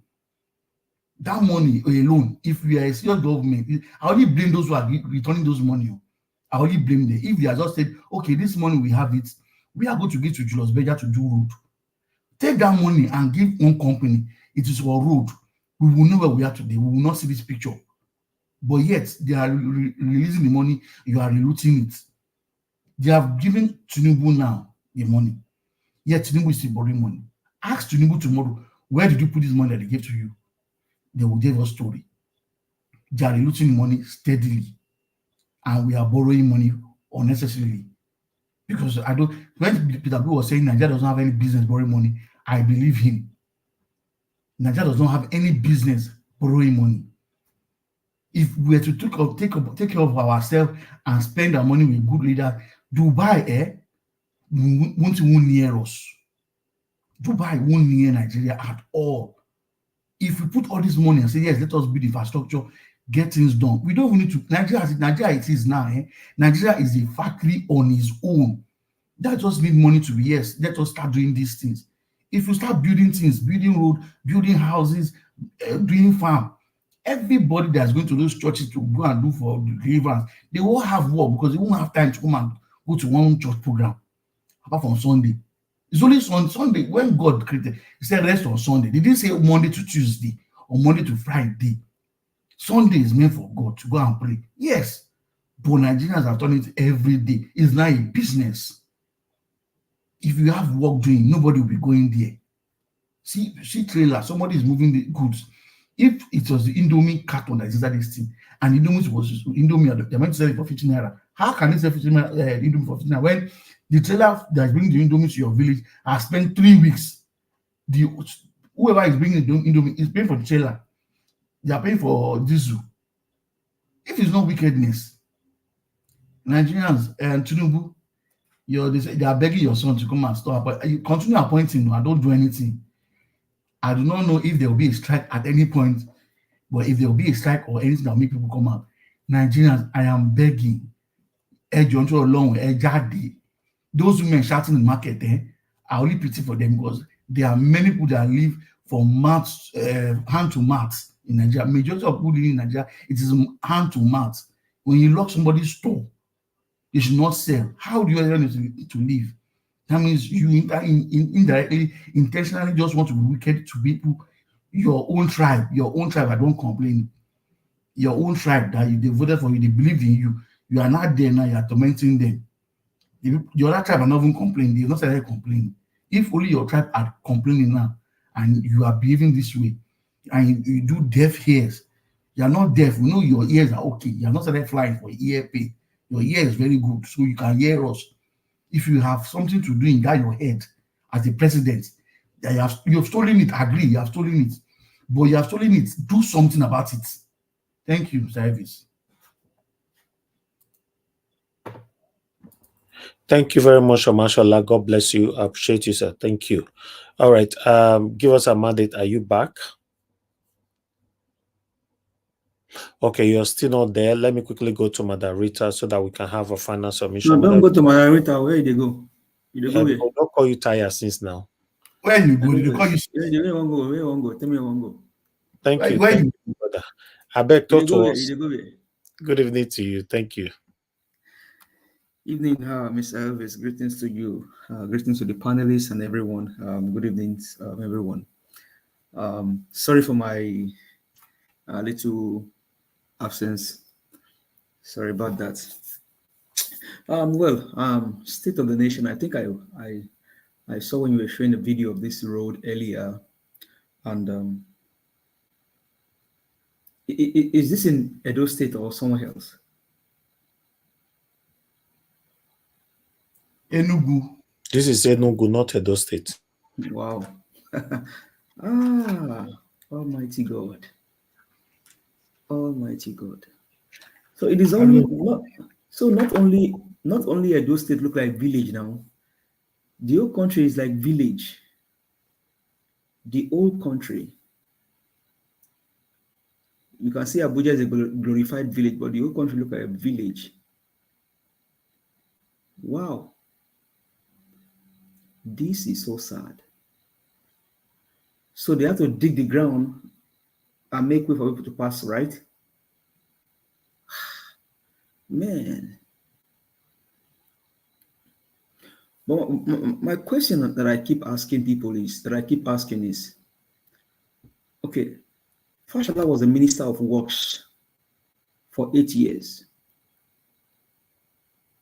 That guy collected money for roads severally, including the 3rd Mainland Bridge.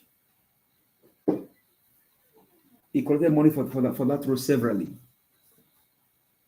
but nothing was done. Now, the question is, that guy is still working freely. And Nuhu Ribadu said they inherited an empty purse, right? Fashola was one of the ministers. In fact, the Minister of Works that got money severally for roads. Have they picked him up and asked him questions? Maybe they will do it tomorrow. But like I said, if APC does not buy Nigerians, Nigerians will buy APC. And I will say that if APC does not buy Nigerians, Nigerians will decide when they will buy APC. Because when they are demonic, they are satanic, and they are wicked. This same Enugu State is not now where Umba is, where they said the governor of that state, the new selected governor, that did not have NYSC certificate. And all of a sudden, they ask NYSC to pay him some money. The country is gone. And honestly, I don't have anything to say like that much, because it's going to be like we are repeating ourselves, Mr. Elvis. Nigeria is gone. I just end it here, Mr. Elvis. Thank you very much. Thank you for all that you do. Thank you. Thank you so much. I mean, there's nothing to say because it's just like you are repeating yourself, just going around in circles. Nigerians, if you're ready, thank you. Take back the country. Bye for now. Thank you. Give us a mandate. Thank you. God bless you. Okay, Madam Rita, thank you very much for your patience. Please give us your final submission. Then we'll come to Mr. Alex. Thank you. Yeah, Mr. Naija Watch, everybody. Well, it is what it is. Nigerians can take back their country at any time. And you know what? We all need to start telling ourselves the truth. We should stop beating around the bush. We just need to do what we got to do. You know, there's a lot of things we cannot say online here, but, you know, Nigerians, you need to come out on the streets and protest. You know, that is your fundamental right. You're not doing anything wrong. And if you have like 2 million people constantly tenting, pitching up a tent at Aso Rock 24/7, trust me, even the army will like, you know what? Let us stand down. Let us wait. Nobody will do anything. But Nigerians are just hopeless now. I don't know whatever it is that they can do to get themselves back, but apart from prayers, I just think that, you know, we should just, you know, get up and, you know, start doing what we got to do. That's all I have to say for now. Thank you, Mr. Elvis. All right. Thank you very much. God bless you, man. Mr. Alex, please, if you're there, give us your final submission. Yes, thank you, Mr. Najawash.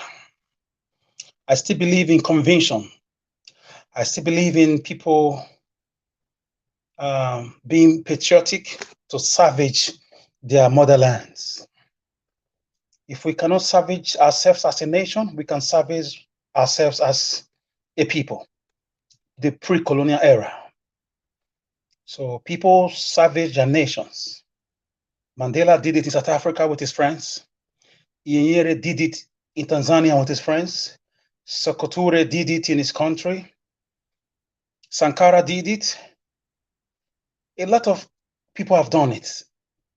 So we can start organizing ourselves in our different regions and states and see how we can salvage the situation. Because with the way things are going, there is no other way. We have no other country, we have no other land. If Nigeria is a scam, because I've never seen real leaders, we never think of the citizens' welfare, infrastructure. They can't think of renewable energies, education. They can't think of international relations. They can't think of security of their own people. So we begin to wonder if these people are really Africans, or if they are really Nigerians, or they are really, amongst us, or they're aliens. So I would say politically, to your tent, or Israel, or to your tent, all regions, and start fighting for your lands. So I know that something's going to happen. J.J. Rawlings did it in Ghana. People have done it before, and it is always the same scenario. When it seems all hope is lost, when it seems the wicked men and women have gotten it all, somehow, somewhere, at some point, some set of people start with an ideology like we are doing now, and other people take it to the cross. So we cannot be an oil-producing country and be buying fuel at almost 1,000 naira. We cannot be an oil-producing country and be running away from our country because of poverty, self-inflicted, self-orchestrated poverty from men who are greedy and evil in their heart.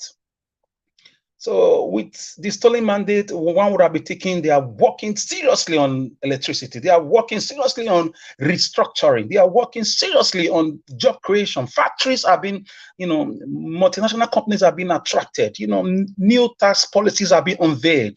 Citizens are being called together for different, ideological, vabagogical repartee, but nothing is happening. It's about buying cars. It's about equipping office of the first lady that don't even exist in the constitution. It's about, continuous impunity on the eyes of the people. So it will eventually lead to something very drastic.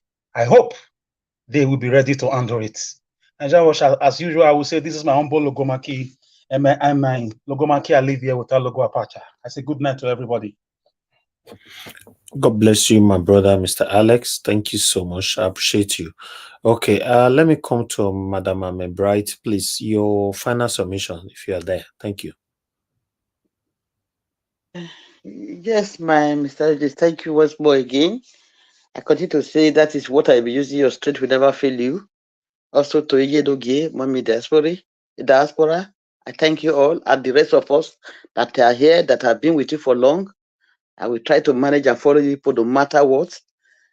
Anyhow, whether I'm here all the time, but I will be here, my mind is 100% here. If I take things, that's how I take it. So what I'm going to say is that I'm afraid, I have said it, I just put it down in the comment section. If we fail to do something now, if Nigeria decide not to come out this time, I'm afraid if Tinubu will not sell us out to any part of the world or to Islamize the whole of Nigeria. I'm afraid of that.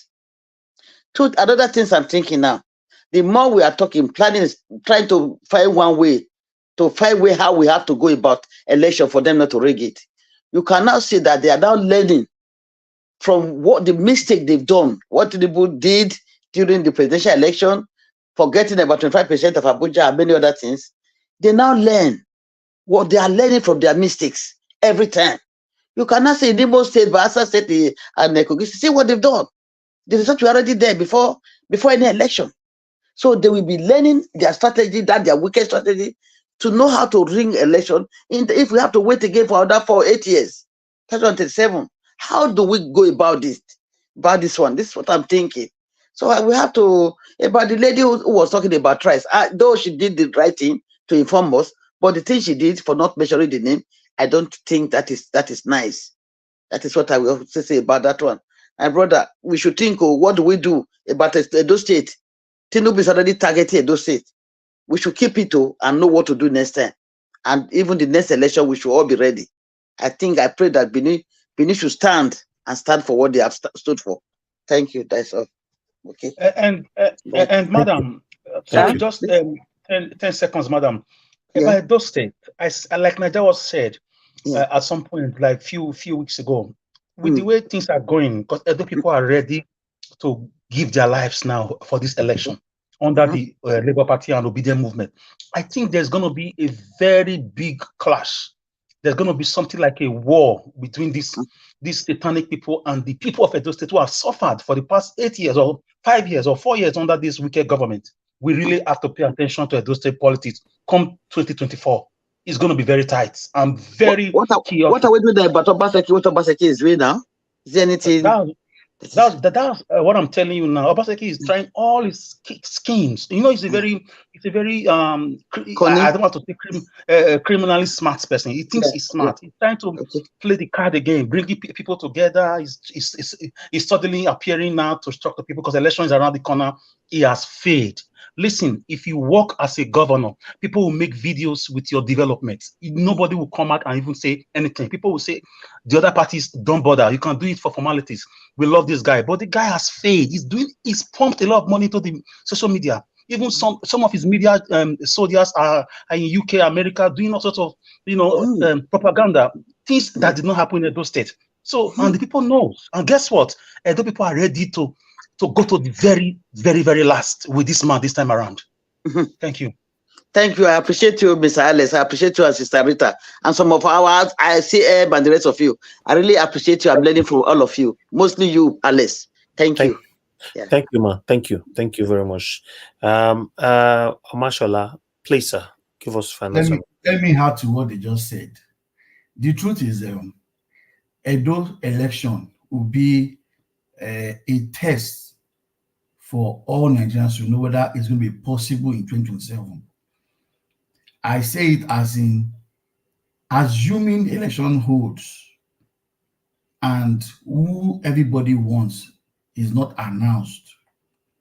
I know an average Edo Delta person will not stoop so low and sit down in the house and wait. They will be on the streets. So if that happens, there's hope. Because if they are on the street, it's obvious election will be cancelled. If that happens, if Obaseki decides to do their usual way. Edo State is not Kogi State. So if you like, write the result from now till when you want to contest for the elections. If a dumb person does not want you, they don't want you. It was obvious during the campaign when Obi went there. APC could not campaign in that state. APC were even stoned. So if you think APC and INE and you think you go there and go and do your rubbish, you are better go to Edo State and do the right thing and save your name. If you try what you did in Kogi State, in Edo State, I don't know I can't say what will happen. I can't say what will happen because I remember when Buhari said he wanted to change money, the whole chaos started from Edo State before all that started joining. Do not try, I don't know when the election is going to hold, but do not try whatever you did in Kogi in Edo State. Nigerians, I don't know if there's going to be a protest at any time soon, but they call for protest. I am not the one suffering bag of rice. So in my house, my wife has choice of picking whatever rice she wants to eat. It doesn't pain me to buy the rice. It is you that in Nigeria is paying me for. Each time we buy rice here in the UK, it's like, can you go and be buying different rice in the house? If you're in Nigeria, if you buy one bag, it's one bag. It's not you having 3 bags of different type of rice in the house and selecting which one you eat. It is you that in Nigeria that is paying me for. People are crying. You are crying. We are hungry. The other man abroad saying tap tap. He said he will keep sending tap tap. Because where these people are, it's not only you sending tap tap. Everybody abroad are the ones sending money left and right. We are not central bank. Christmas is coming now. We'll be having lists from people from Nigeria. They want to buy this, they want to buy that. According to that guy, he said, if you are the one ruling, let us know. I think we are the one ruling. So, and if we are the one ruling, we are telling you what to do now, and you are still staying in the house. Any opportunity to come out, please come out and protest. Nigeria is in your hand. It's not in Tinubu's hand. That Yamada has said it, that if you are ready to take over your country, it's in your hand. So if you don't want to take over, be in the house. To me, Nigeria, our matter is no more prayer. Leave prayer. You have prayed from heaven and earth. God has delivered Obi in your foot, in your hand. You all voted for Obi, and yet the criminals have taken it from you, and you can't fight back. God will not come from heaven to come and do the protest. God will not leave his own high and come and start helping you to do protest. It is you. When you come out, God knows that yes, you are ready. For right now, and I'm assuming I'm God, and you have given you Obi, and I've given you Obi, you're all voted for Obi, you have done your part. Now the devil has done his own part by putting the riggers inside. And then you are calling me to come and help you protest. It's not possible. It is you that will come out, and I will make sure that things are done. So if you come out, the heavens will guide everybody. Nothing will happen. Nobody will shoot anybody. Everybody will be fine.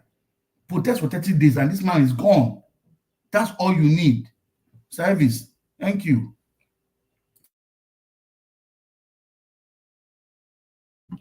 All right. Thank you very much, sir. Mashallah, may God bless you. Let me quickly pick this call. Thank you, madam, for calling back again. Please quickly talk 1 minute, please. Go ahead. I'm so sorry. Quickly here. Thank you. Yeah, I want, the Edo people. I really am from Delta State, and we are the same. I really respect Edo people the way when you are determined you go for something. I appreciate it a lot. But I was so surprised how Oshomole came back. How Oshomole got that Senate position. It really shocked me because I will tell you the truth. I was thinking that Oshomole, no, the Edo people will not vote for him. But I was surprised when I saw him. But one thing that every one of us, even we are with the debtors, we love Edo people. They always fight for something that they want. And I pray that next year, I'm going to join this platform. I will try and get myself into this platform. I don't want Obaseki to come in. I will support the Edo people for we to get the best person to come in. Thank you. Thank you very much, madam. Thank you. I appreciate you. All right. Blank Pata, thank you for joining us. We are rounding up now. Please just talk to us 5 minutes so that I can round up. You don't come in. Only 5 minutes you have, sir. Please, only 5 minutes. You don't come here with Black Panther. Who they call? Are you the one speaking? Blank Pata and I call now, bros. Please hold on. I'll come back to you. Blank Pata, 5 minutes. Thank you. Yeah, thank you, Mr. Nigeria. Thank you for what you've done. The road that I saw in the Enugu, that one is a small thing now. This one is just a piece of the iceberg. There are so many roads that are worse than this in Nigeria, especially in the southeast and the southwest. There are so many roads that are worse than this. So I'm not surprised. The southeast has been left for more than 20 years. They left the southeast, and there's no federal, nothing. The southeast have been surviving on their own. So I'm not surprised that federal roads are gone, the southeast. So even if they have Jeep, will their Jeep be able to ply such a road? See, we are just toying with everything in Nigeria. But I know the phase 2 is coming. And when it will come, Mercy will be 1 million miles away from them. They know themselves. You know, when somebody is doing something bad, there's a time he will reflect back and say, what I'm doing, they will be preparing for a rat hole where they will escape. All of them they've already have a rat hole of escape because they know they've reached the peak and the pinnacle of it all. They don't have any plan for us. They don't have any plan for Nigerians.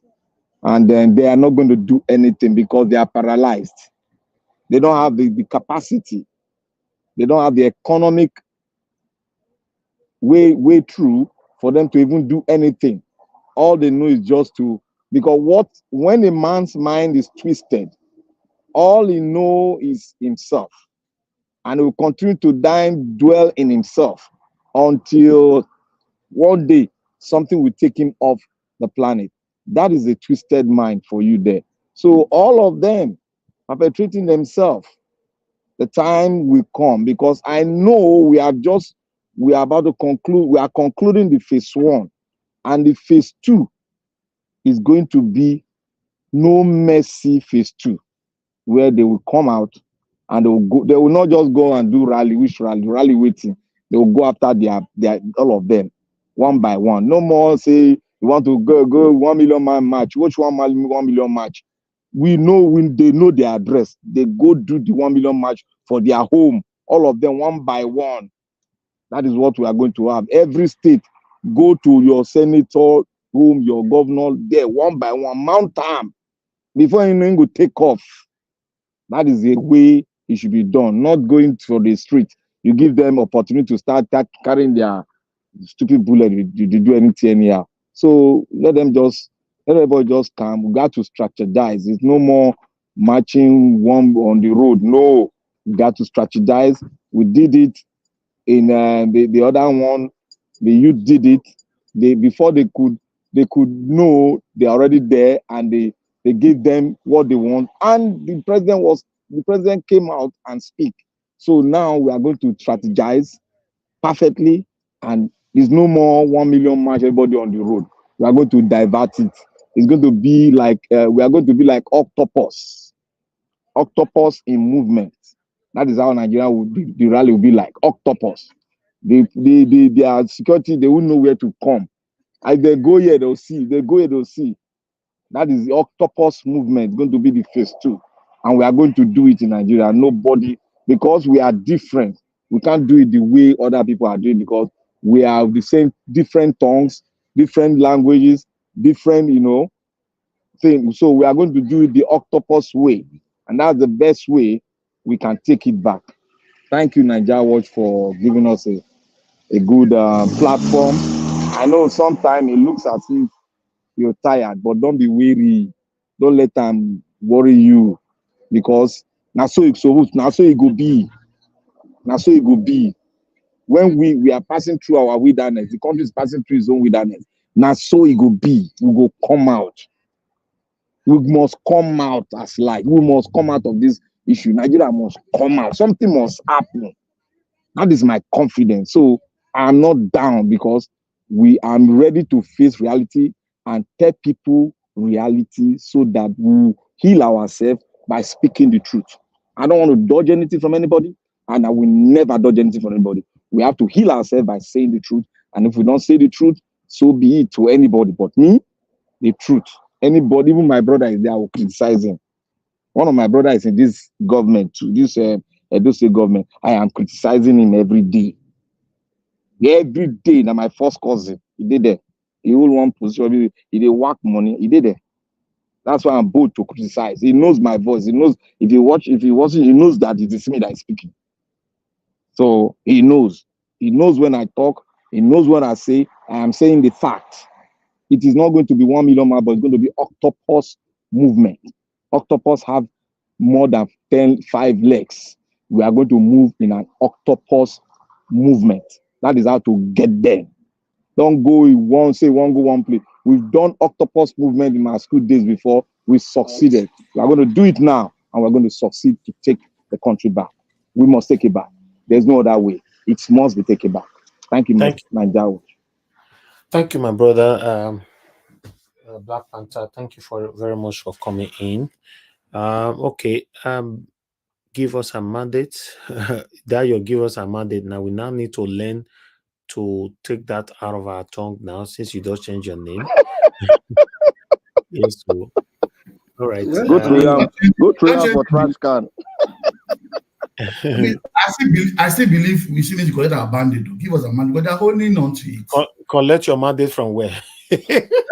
From where? From where? According to the octopus movement. Now octopus movement, not the collect out.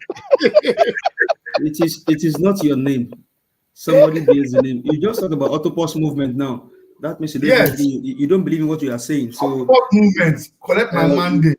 We'll just leave the octopus movement here. On this platform, we face reality. Collect, not be mandate now. Now country. Now reality will they face for you, my brother, not octopus movement. This one is my own reality now. You don't worry about my own reality. Mofire, please give us your final submission, sir. Well, is there a Mofire on this place?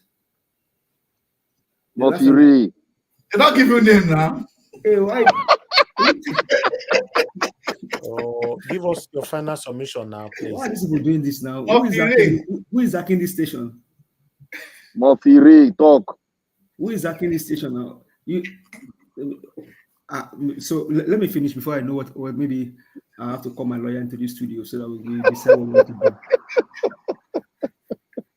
Well, when it comes to Edo State, I think a lot of work has to be done for Edo State. And I think, Mr. Elvis, you're one of those that's going to lead on the Edo emancipation.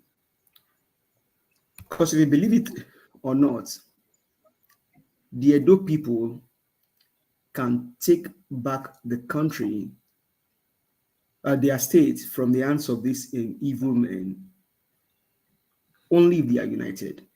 And I see that unity in Edo State. So Edo people should from now begin to get together and see how they can chase these evil men out of Edo State. That video that you play about that young man talking about, if you ask Obaseki, where's Oriental Junction, he doesn't even know. You ask him where this one day, he doesn't know. That means you need an inside person to actually be the governor of that state. And I throw this challenge to Barrister Buri, should is listening tonight. You need to begin to get things together to be able to liberate the Edo people, because now they believe so much in the Labour Party. And the very first thing to do is to get a viable candidate, someone with a trusted character, competency, and compassion for the people. I know Mr. Harris may not be able to do this now, but he also can serve as a voice when it comes to this situation, because the Edo people must be enlightened. They must be enlightened. They must be enlightened about what is going on. With the move about Obaseki giving Oshemole Award, is telling you that, oh, APC is coming to take that state, but the Edo people must arise to make sure that that does not happen. And I trust Edo people can do it. Edo people can do it. And it must be done, because enough of the suffering. What can you say of a school, of a state where primary school, children have to sit on bare floor, and that's how it's all over the country. And you ask yourself, what are these evil men doing with the money that they get? What are they doing with the money? They just loot and loot and loot and loot until they loot the whole country. Imagine this kind of road that you put here now. They themselves, where would they ply if they are traveling? Do they have a special road for them? Is there a special road for these people that are in power today? Do they have a special road that, oh, this one is for the politicians? The common man cannot ply on this road. That means they are also in the suffering, but they have decided that suffering is good for everybody. And as I said, Nigerians are the one that will arise and take their country back when they are ready to do so. The country must be taken back. And now is the time. It is very, very urgent. In fact, you cannot wait for tomorrow. Because the more you keep waiting, the more things continue to happen. Thank you very much for all that you've done. We appreciate you. Nigerians, please arise and take your country back. Thank you. Thank you. Thank you very much, my brother Mofire. May God bless you. I appreciate everyone. Hey, my name is Give Us Amani. What are you saying? Please, don't be doing this, man. Please, can you put back my name? I cannot change. Where did you get the Mofire from? The grandmaster have said it. Mofire. So it should be Mofire. Mofire, Give Us Amani. Thank you so much. Thank you, my people. I appreciate everyone. Oh, Black Panther, can I take my final speech, please? Thank you. Thank you very much, everybody. May God bless you all for your time with us. We've come to the end of this broadcast. It's been a wonderful day. Thank you so much. And it's also been a long day. Like we said, everybody have given their submission today, like we normally do on this platform. Let's stand for what is right. We are not here fighting anybody. We are fighting for a better Nigeria. That's why we are here every day. Hopefully, we will have that better Nigeria in our time. Thank you so much, everybody that came into the panel and every one of you that called into the show. Thank you, thank you, thank you. May God bless you all. I would like to use the opportunity to appreciate those of you that supported this channel today. Thank you very much. May God bless you all.